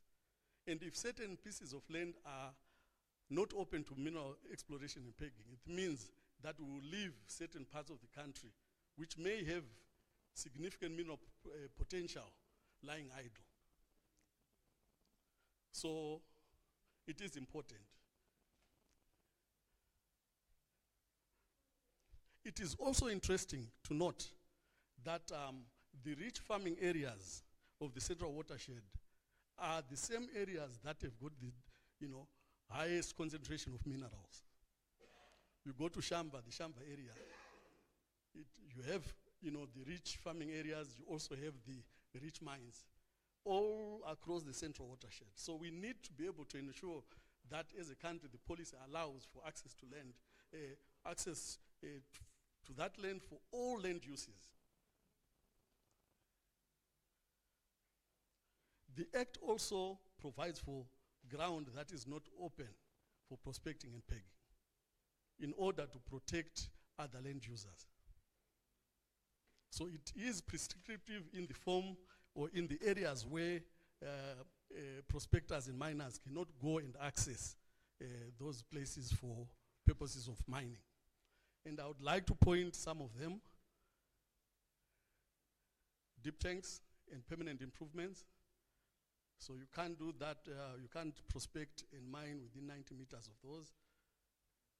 Cultivated fields, or even within 15 meters of such fields. Other mining locations, you can't do that. You can also not prospect and peg any holding less than 100 hectares, except with the consent of the owner in writing. Now, with the reduction in farm sizes from commercial farms to 10-hectare farms, we have greatly reduced the areas that are open to prospecting and pegging. On two fronts. One, they are less than 100 hectares, and the second part is that most of them are arable land or pastures. So you cannot prospect and peg in such arable land and pastures. And the rest you can see from the other cemeteries and rifle ranges and so on and so on. They are protected from prospecting and pegging. There's an emotive issue of compensation, which the other colleagues mentioned. landowners and occupiers injuriously affected by mining are entitled to compensation to recover,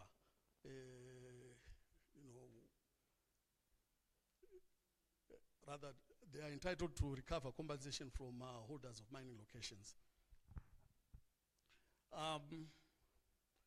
And this is done either by agreement, mutual agreement, or failure, which they can actually approach the administrative court, who would apply compensation in terms of Section 22(1) of the Compensation Act.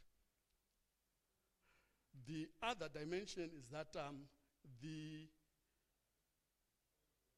issue of people affected or communities affected by mining needing resettlement is a very emotive issue. It is emotive in that there's a lot of resistance for people to move from where they've traditionally been settled to any other place. But besides that, it is the standards provided for by legislation that are critical to provide for a life that is at the same level or better than where they are actually living. I don't know of anyone who would want to settle in a place that is worse off than where they were living. So if anyone is provided better living conditions, better amenities, better infrastructure and so on, the impetus or the likelihood that they will actually move on to those resettlement areas will be much, much better. And there is need for land acquired by mining companies to be able to ensure that that land is available for resettlement. But in most cases, we are finding that that land for resettlement is not available. So it's an issue that will affect the mining industry going forward.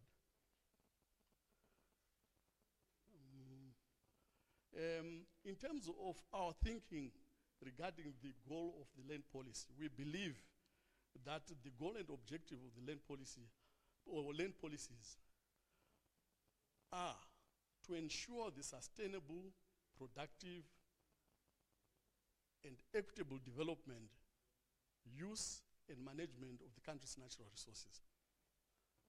We are convinced that our policies must provide ease of access to land to various land users. There may be administrative or procedural encumbrances that may be there, so these have to be dealt with. There's need for clear prioritization of the use of land to ensure that where there are competing land requirements, what exactly takes precedence. Without that clear demarcation in the process of determining what takes precedence, there will always be conflict between competing land requirements, and therefore that's an issue that may need to be dealt with within the law. In conclusion, the mining industry advocates for land policies that facilitate the ease of access to land for prospecting, exploration, and pegging of mining titles for the mining industry and for others. The separation of mining rights, the surface rights, and mineral rights allows for sometimes overlapping titles where possible. And this has happened where agriculture is permitted to be undertaken over mining land, and also the registration of pastures and so on. All land users, through innovative use of policy instruments, must be encouraged to use land under title efficiently. I think the previous speaker and speakers talk about issues of people owning land for different reasons, and some for, just wanting to hold land. We need, efficient policy instruments that allow, the efficient use of land under title. The environmental management best practices are of critical importance, particularly for the mining industry, in that after mine closure, we need to hand over those mining lands to other potential land users in a state that can be used for the development of the country. Given that every activity is considered very important by their individual proponent, the issue of a system that optimizes the use of land is required. Issues of prioritization and so on, which I've mentioned. I think with those few remarks, I would like to thank you very much.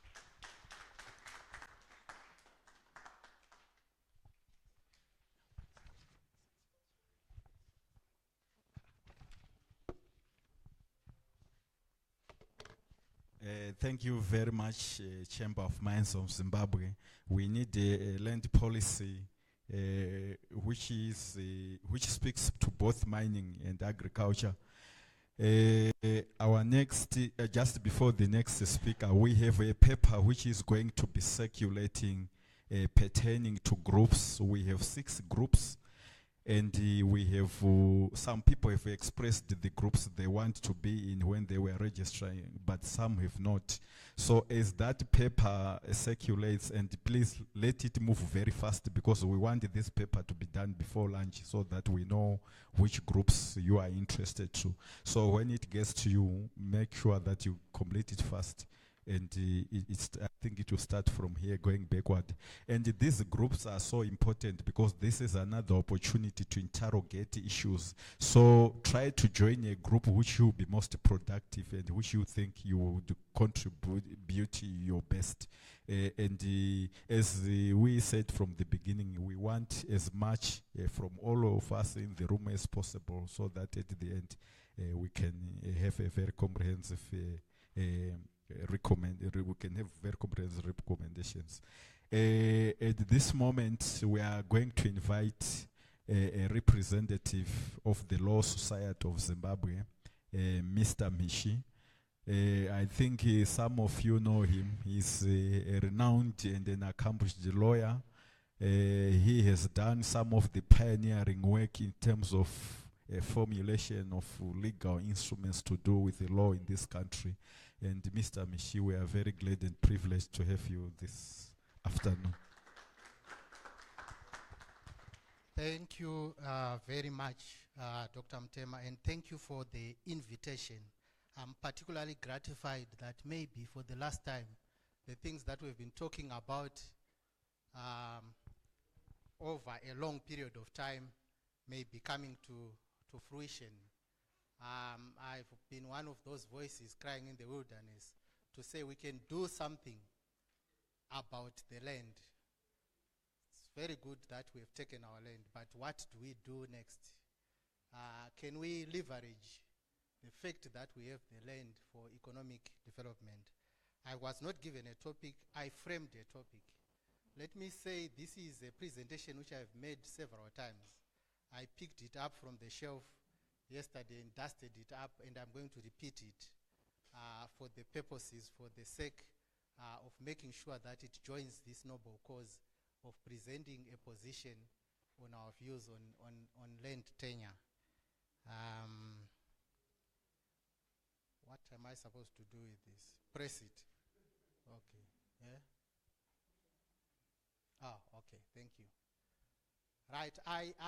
We also make this presentation hoping that it is understood in the context of contributing to the best interest of our nation.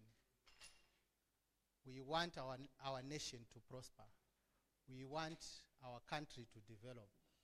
How can we, as I said, leverage land, occupation, ownership, and rights in the best interest of the nation? I have to apologize. My presentation has got 100 slides. I have so much to say, but fortunately I'll be able to skip some of the slides because I'm sure some of the things have been talked about here, and I don't want to bore you by repeating those things. So this is the roadmap of what I want to talk about. More particularly, I want to talk about the 99-year lease, its value and issues around it. My address is particularly from a legal standpoint. I want to comment from what we see as lawyers. We would have said this had we been consulted. one of my major views is that, look, had the people involved consulted, we could have helped, even in helping the authorities to achieve what it is that they want to achieve. So hopefully today is an opportunity for me to make sure that we can be heard. I'm not going to explain what land tenure is, because I'm sure this has been covered. We have talked about leasehold, freehold, permit, and so on. I also acknowledge the last one there, an alienated state land, which was mentioned by the previous speaker. But what I'm particularly concerned with is the issue of land tenure security. What is it? There are various definitions, but I want to express it in this way.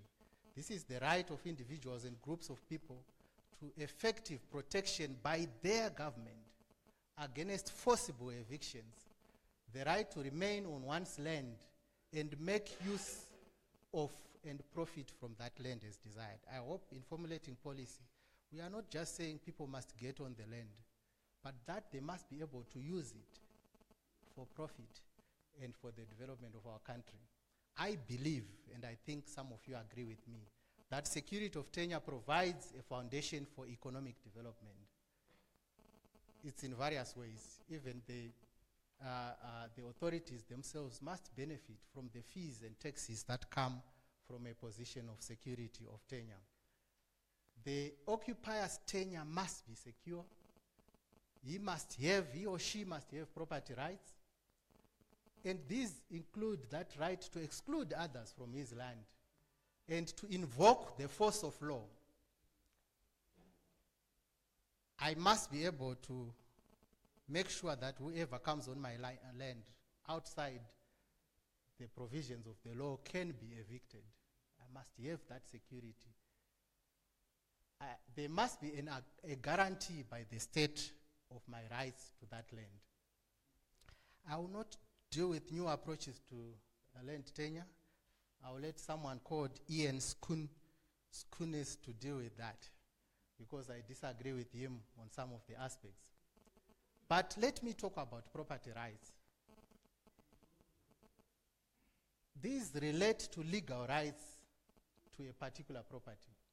The right to use, to earn an income, to transfer a property from myself to another person, and to be able to enforce those property rights.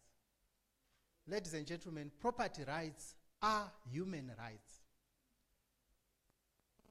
And as I said before, I believe they are a panacea for economic and social development. Investment, which is the buzzword even in the new dispensation, is dependent on secure property rights. Let's not fool ourselves. I think it should become clear as we go forward. I believe if you are into farming, it is about secure property rights. That right which I mentioned, the right to be able to use, to alienate, to deal in any way as you please with your property. I think we can be able to do that with secure rights. I'm a lawyer, I don't know what that is. But I think this is what we are talking about. Not to take a war and try to plant a 100-hectare plot of land. I believe we are talking about that. And that. Right to property. The right to property is an inherent component or part of any developed jurisprudence. I'm now talking of my own area.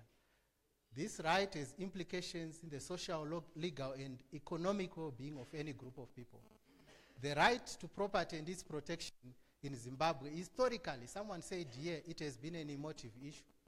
I think we've been told time and again that, look, yes, there was a war of liberation and it centered on land. I agree. And it is therefore enshrined and protected in constitutions the world over. Here is an example, close by, Mozambique. I want you to read that carefully.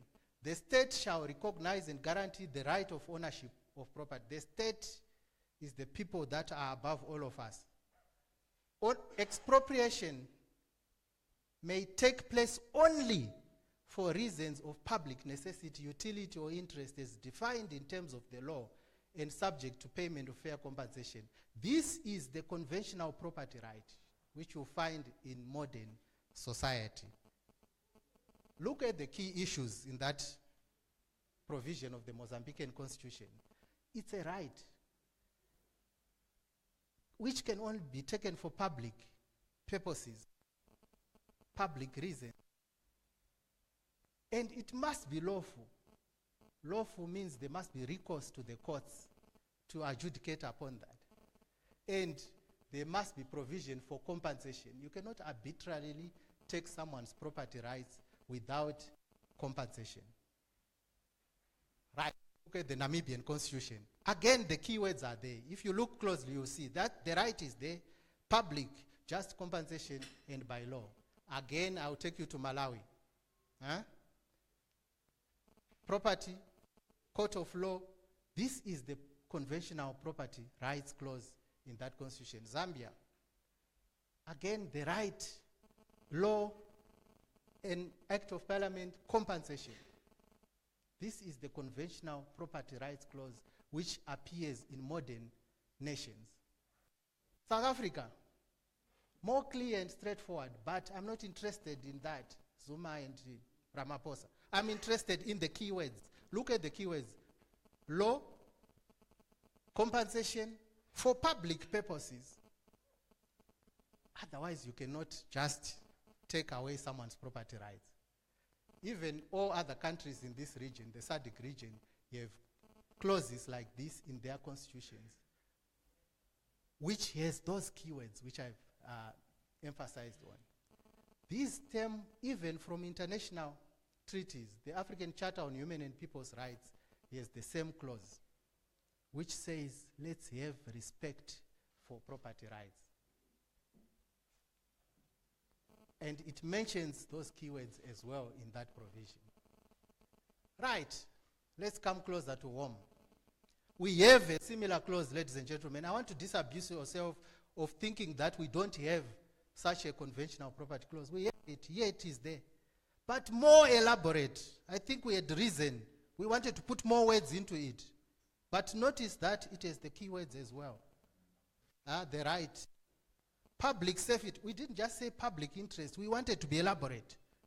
Interest of defense, public safety, public order, public morality, public health.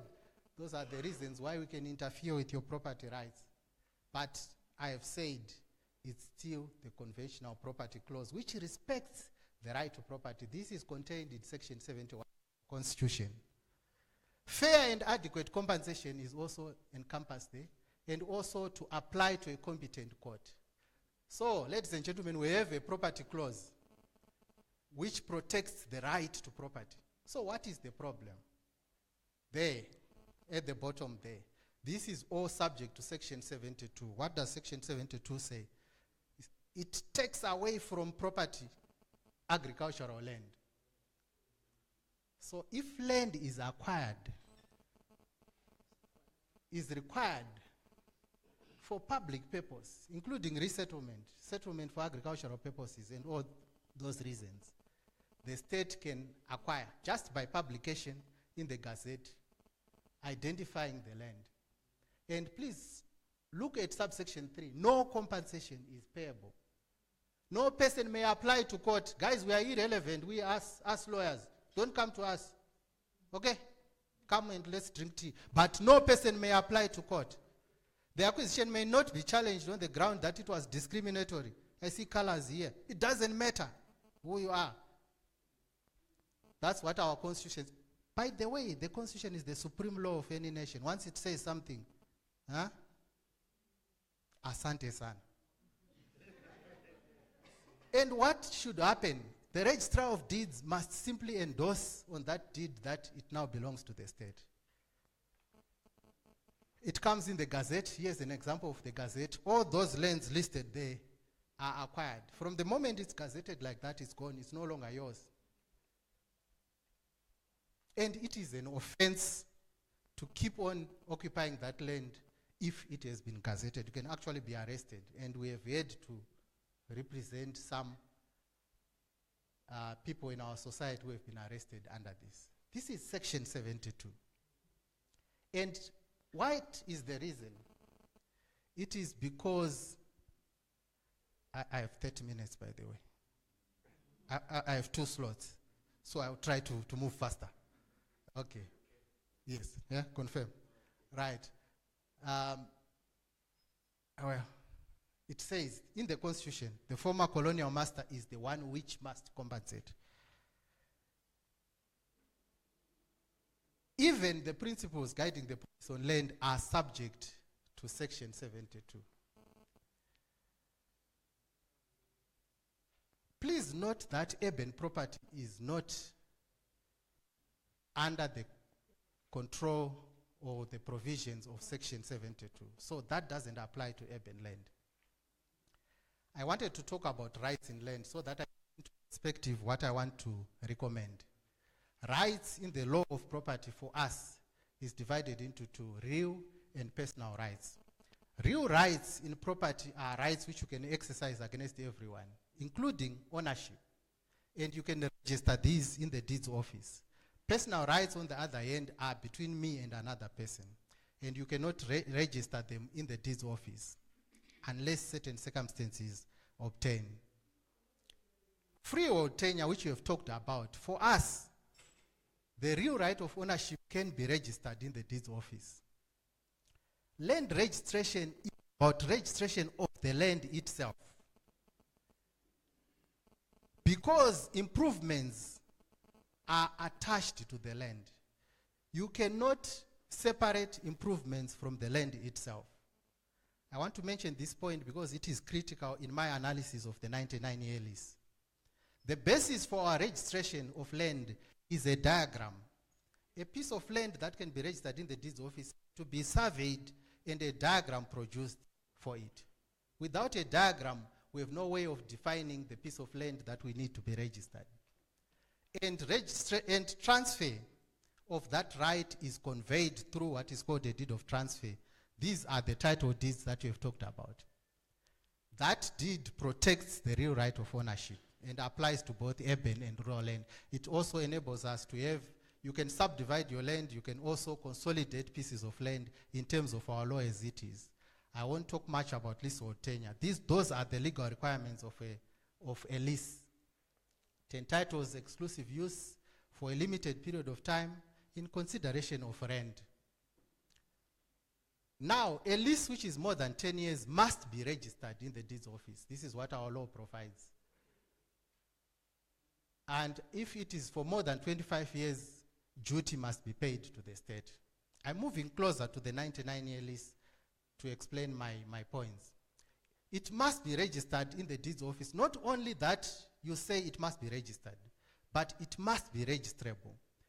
And how is it registrable? It must be in the form of a notarial document. A lawyer who is called a notary public is the one who must prepare it.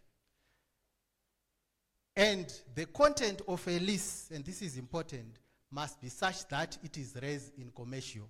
You must be able to sell your rights under a lease from one person to another. Let me move on to the 99-year lease quickly. When I started making this presentation, I had so much to say on the 99-year lease. I want to admit to you, ladies and gentlemen, that there have been vast improvements to that lease. I've brought a copy with me, which shows that they've incorporated the changes that we've been shouting about over the years. Unfortunately, they don't come to acknowledge that what we have been doing with Dr. Mtema, we have incorporated it. But let me say today that there have been vast improvements, at least towards what can make it constitute property rights, which you can alienate from one person to another. I still have problems with it. It is a restriction on corporate bodies. Guys, that lease cannot be given to corporate bodies except in limited circumstances. And also, this separation of improvements from the land itself is also still there in the lease. For instance, you separately pay for improvements.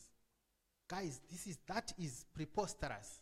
You cannot separate the improvements from the land itself. When you are entering into a lease with the owner of property, you must pay rent for the property and its own improvements.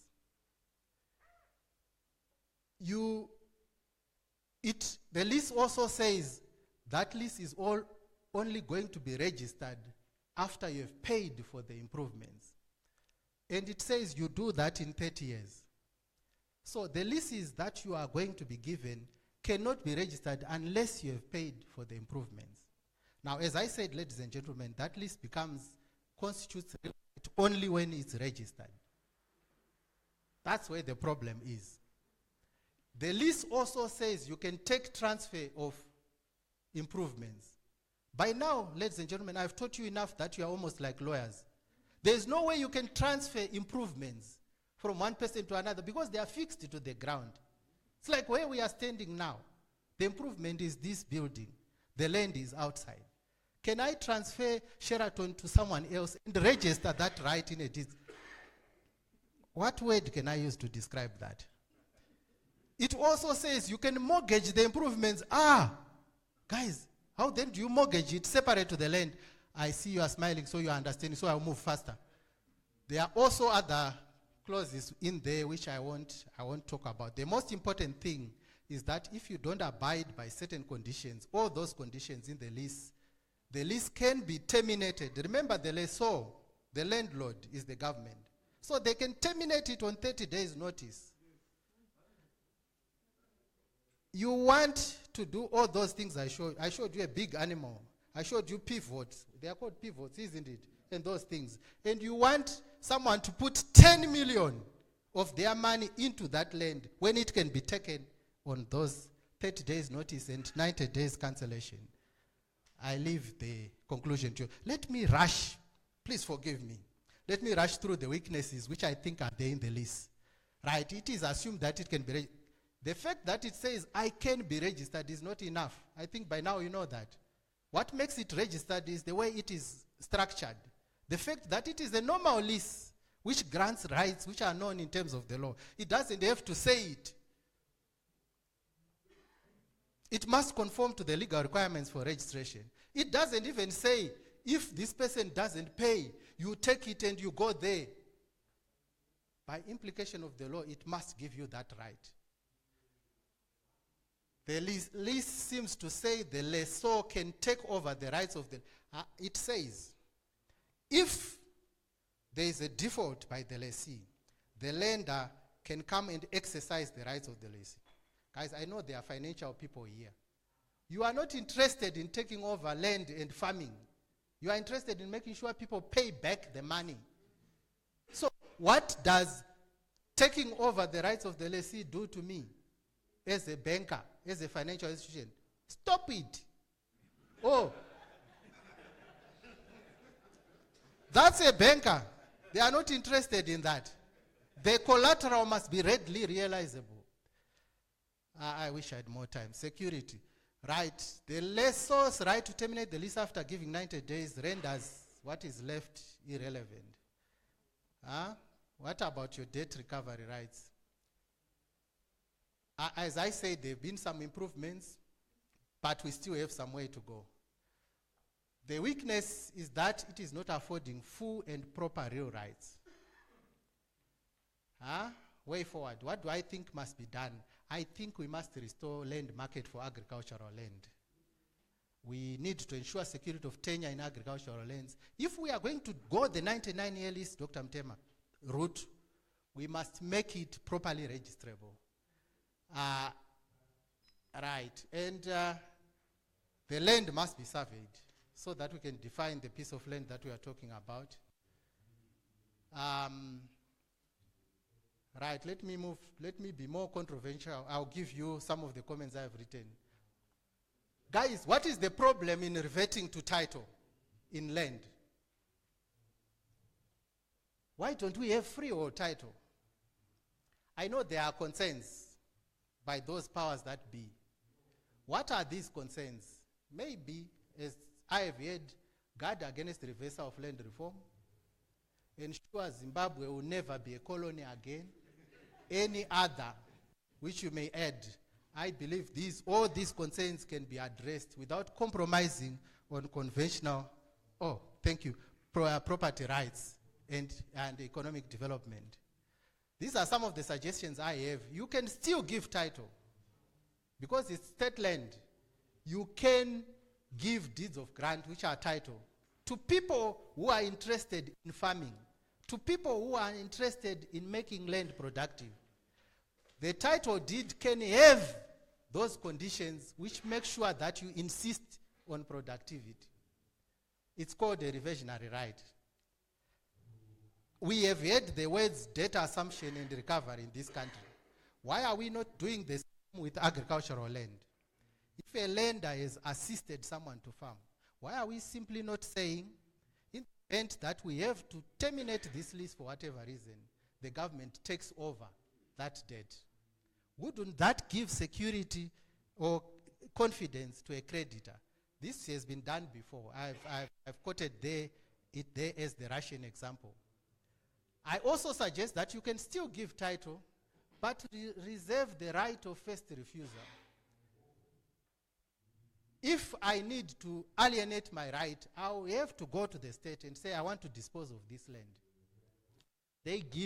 You give them that right to say, we'll buy it. If not, after a fixed period of time, I should be able to dispose of it. In all this, ladies and gentlemen, I'm saying, please, let's revert to secure form of tenure, which is freehold, in my view. The other suggestion I make is, why don't we have a progressive step towards title? We are not sure of our people. Unlike the colonial master in 1890, which someone said, who came and said to his people, I'll give you security of tenure in the form of title deeds. But we give papers, almost useless pieces of paper, to our own people. I think we can progressively move towards title, just like the former purchase areas. Why should we not do that? We already had the Land Acquisition Act well before land reform. It allowed for some of the things I'm talking about. But I understand politicians, please forgive them. They thought there was a way of doing these things in a, but there is a way. You could have done it using the Land Acquisition Act. There's something called Certificate of No Present Interest. Even today, those who still have freehold, and I agree with you, there's still land that is under freehold. If you are transferring to someone, you get a Certificate of No Present Interest from the state. So is that not guarantee enough for Zimbabwe not to be a colony again? That act is still there. It's on our statute books. Those are my recommendations. I'm not going to talk about permit, guys. It's the same problems for A1. The changes which I suggest are also similar. I underline at the bottom there that you could borrow from mineral rights, because those who have mineral rights know you can actually borrow on the security of your claims, your contracts, and so on. Other areas of improvements. Ladies and gentlemen, I thank you for listening. What is important is that we are talking about the development of our nation, the good of our nation. I hope we are listened in the best interest. I'm not a politician myself. Thank you very much.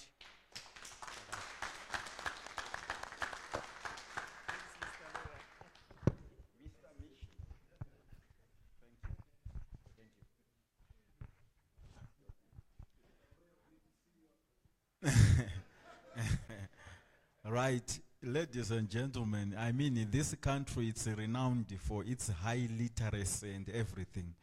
And this is showing in this room. I mean, all the solutions. Where is our problem as a country? Where is our problem? I think this is an opportunity for this group led by ICAZ and the Real Estate Institute to really make a difference. If we tap on all this talent and on all these experts we have, I am sure we can go a long way. Our next presenter is going to be someone from the project management, what is it called? Project Management Institute of Zimbabwe. Do we have them? The Project Management Institute of Zimbabwe. That's good if they are not there. In the interest of time, the next speaker we are going to have is from the what do you call, from the Council of Land Surveyors in Zimbabwe, Mr. Land Surveyor.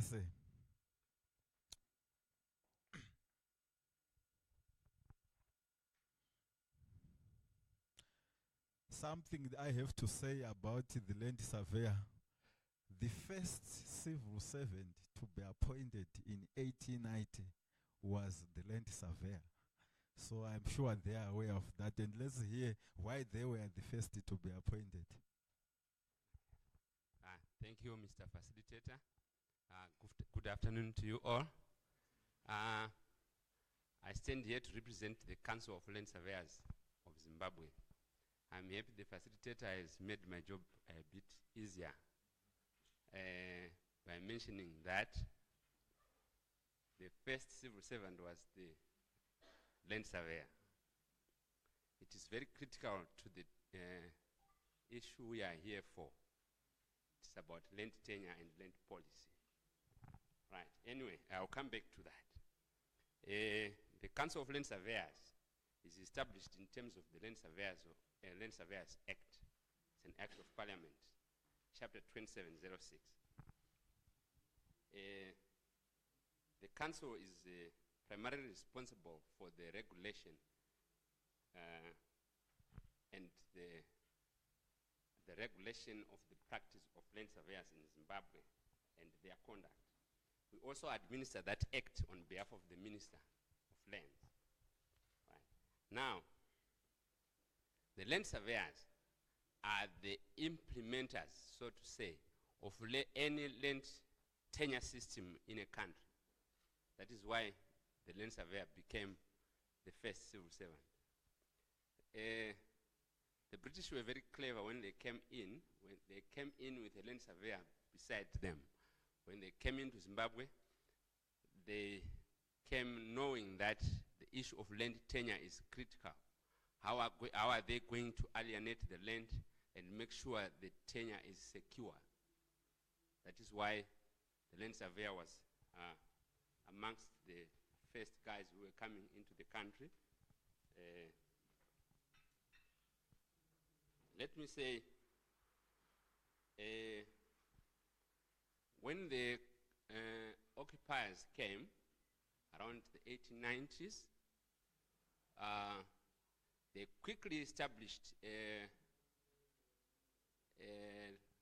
cadastral survey system for the country, starting from Cape Town. In South Africa, they established it. When they came into Zimbabwe, crossing the Limpopo, they established the, we call it the trigonometrical system, the control network, for them to be able to survey the farms, to survey the land, for it to be properly registered in some way, to have a secure tenure. So in my 25 years of practice as a land surveyor, the oldest survey diagram I saw was a survey diagram for 1902. You see how it was. As early as 1902, land was being surveyed in Zimbabwe for a good reason. It was for the government to establish a land tenure system, a secure one. Right. Now, for Zimbabwe now, we are lucky. That system was so developed by the colonial government, and we still have it right now. And it is, I can say, it is good for us. It is a good investment for us. Now, in Zimbabwe, we have a few land surveyors. I can say few. We are now about 47 registered land surveyors in Zimbabwe. But quite a number of institutions, the universities in Zimbabwe, they are offering the degree in surveying geomatics. There's quite some keen interest in that industry. We like the enlightenment that it is key, that is the basis for any land tenure system in Zimbabwe, and we want professionals in that industry so that we can define our land tenure system. It supports the land policy. So we are there to save the country. But what we need is then a well-defined land tenure system and a land policy. We are there to implement that policy and make sure that tenure is secure. At the moment, what is going around in our industry is that the kind of tenure is still not clear for us. We know in urban areas it's a bit more clearer. Private property is still protected under freehold title. But in the farms, we are still trying to say, is it leasehold? Is it freehold? Is it permits? And I'm sure that is why we are here. Right, now, I talked about the cadastral database we have in Zimbabwe, established by the colonial government, and which is still there. I would like to share with you our industry's view that we need to maintain that system. It provides for a fixed boundary system, which is more secure, which supports a more secure land tenure system. Our system, the system we have here, the cadastral service system we have here, is the one used in South Africa, New Zealand, Australia, and those countries which don't have that kind of a system are actually envying us. But if you go the wrong way, to correct it can be very difficult. So we are in the right place. So once we define what we want, the kind of land tenure system we want, whether leasehold, freehold, or what, whichever way we go, the lawyer who spoke just now talked about the survey diagram. We have to define that land. That land which we want to give a 99-year lease, where is it? How big is it? Have we demarcated it? That land we want to give freehold title, we need the survey diagram. That land which we need the permit, the survey diagram is required. So that's where we come in. I'm happy the country is moving forward with that enlightenment. There is a temptation due to technological advancements to try and adopt the kind of new systems which are coming in due to technological advancements coming from the, let me say, satellite systems. We have the remote sensing technologies, the drones, and so on.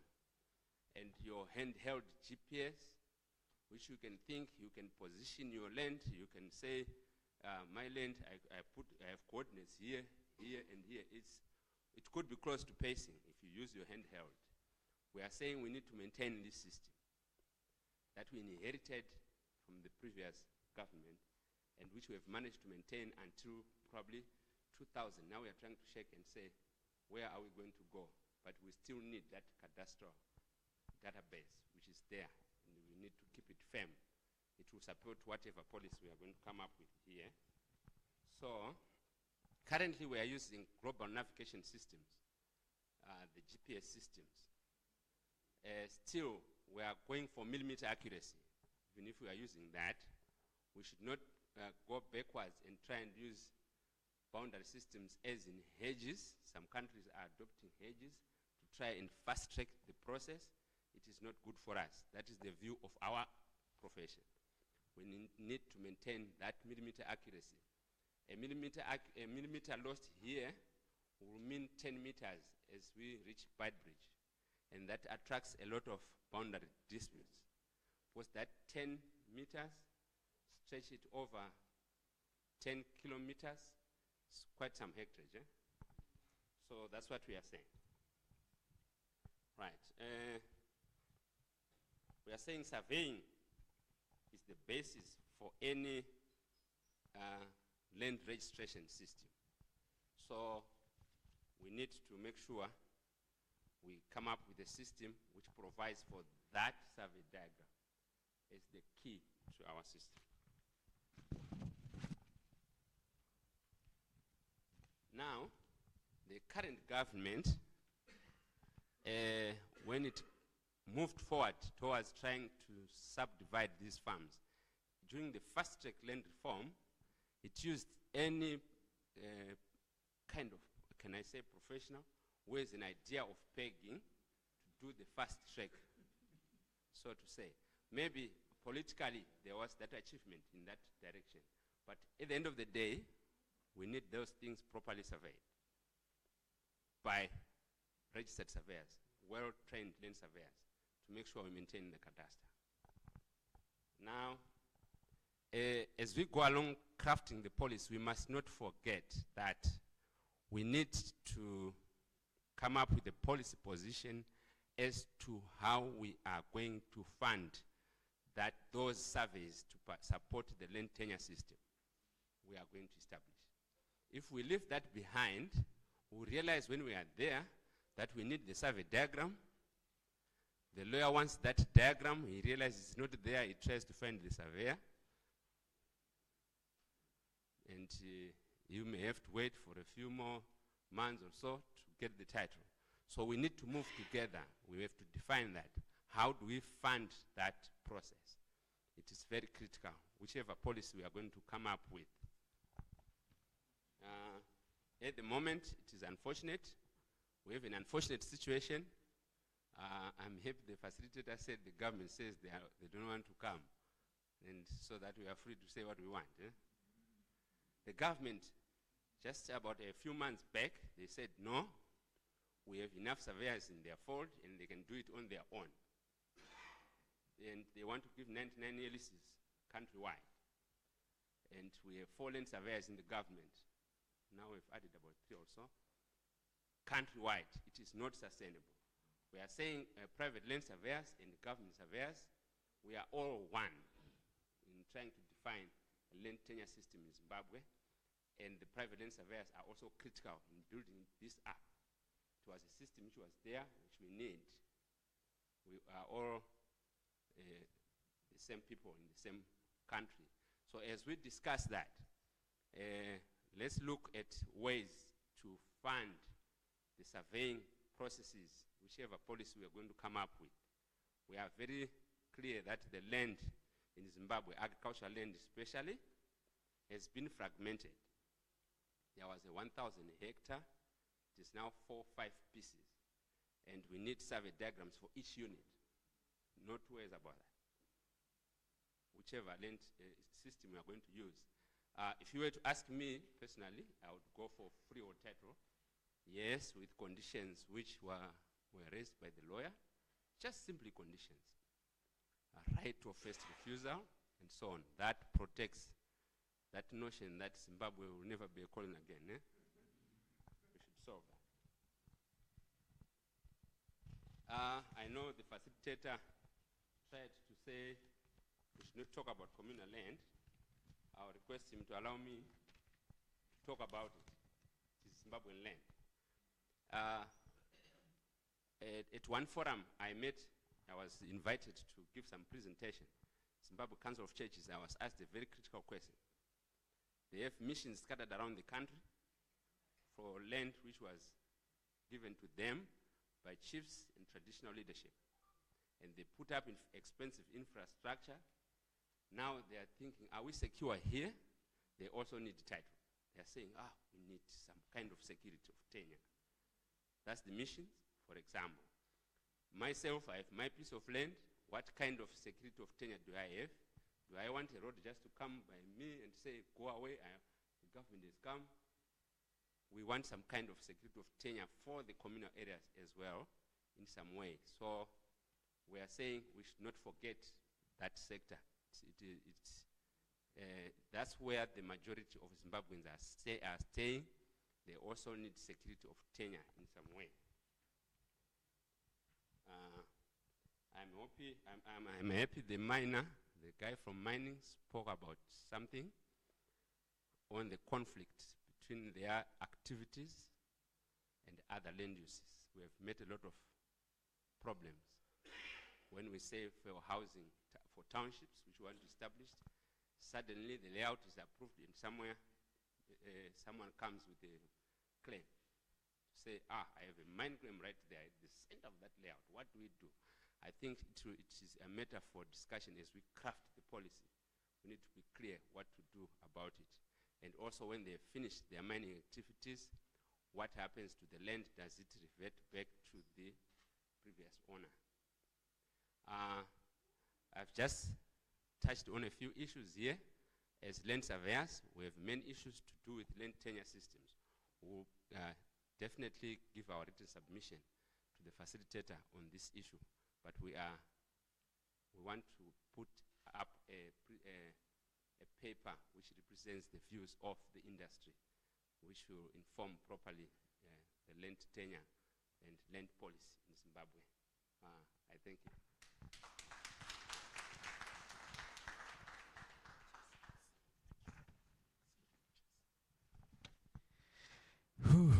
Okay, thank you very much. Those were the land surveyors.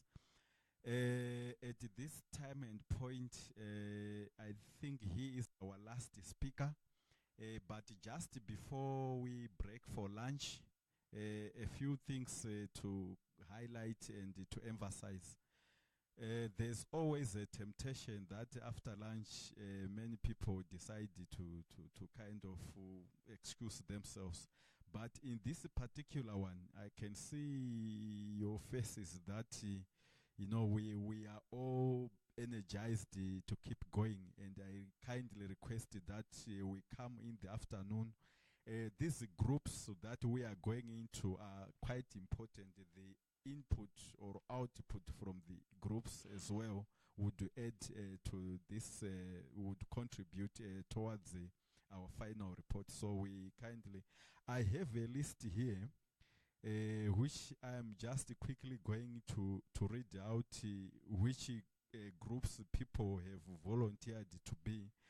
And let me say on the groups, we are going to provide a rapporteur who is going to assist with even presenting a PowerPoint presentation. The contributions from these groups are very important.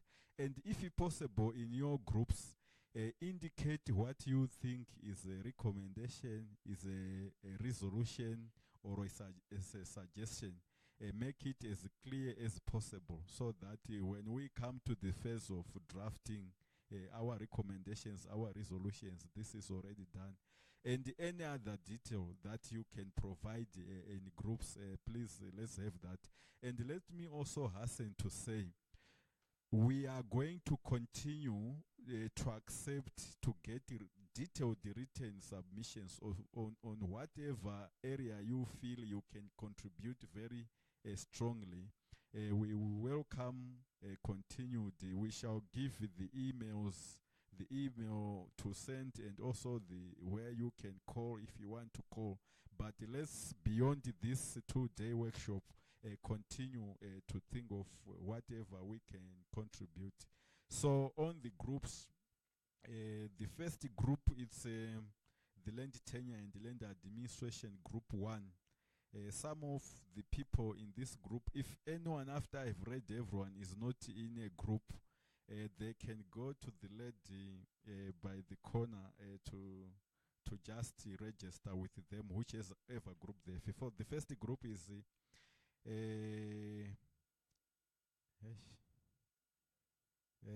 okay, Mr. Zakaria, Mr. Tubugare, Mr. Nemaire, Mr. Chivije, Mr. Gandawa, Mr. Mishi, Mr. Patonga Moyo, Mr. DP Patonga Moyo. That is the group on land tenure and land administration. The group on productivity, land utilization and farming finance. There's Mr. Makaya, Mr. Simango, Mr. Mavengere, Mr. Panganai, Mr. Mpedza. Although Mr. Mupedza is he the one who has just been speaking. So this one will change his group. He has to be in we have a survey groups, which I think he should be. So we will change that. Mr. Shoniwa, Mr. Sibanda, Mr. Satande, Mr. Kaduo, Mr. Dengu, all these are in the group that is looking at productivity, land utilization, and farming finance. Then we also have the land use planning, natural resource management, and conservation. We have Mr. Zimbandu, Mr. Chitio, Mr. Kaduo, Mr.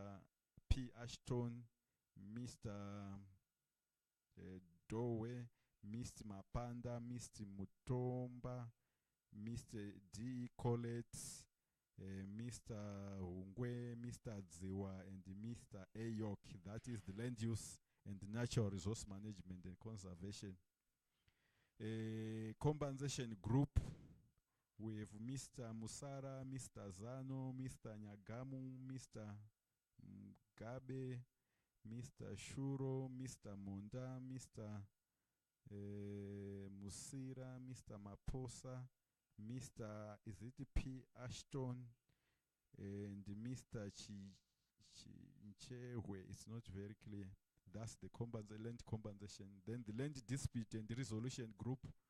We have Mr. Mukondo, Mr. Mutenga, Mr. Mujuru, Mr. Ndangariro, Mr. Munyati, Mr. Muvingi, Mr. Nyamiki. Some names are not clear. Maybe you can check with the lady there if your name is not called. Then the land survey, the number one man there is Mr. Mpeza. Then we have Mr. Ranganai, Mr. Chikumba, we have Mr. Milling. We might need more people in that group as we only have a few at the moment. So if anyone is not in a group, maybe consider the land survey registration and cadastre group, which is actually very important because like the survey alluded to cadastre is actually the basis of any secure land tenure system. Just finally, before we break, we have decided to have a group photo, and we are just going to move the mic and everyone move forward and find a way of how we can stand here to be taken a group photo. Thank you. With regards to the groups, just as we finish lunch, we just come through here and we tell you where the groups are positioned. Okay, so if we identify the groups, just as we finish lunch, we come in, we then identify, we tell you where we should be going to congregate in this small groups. Lunch, as you go out, at the door, you get a ticket and be shown where lunch is. You get a ticket, that door, the extreme door there. I think that's it. Let's go for lunch. Thank you.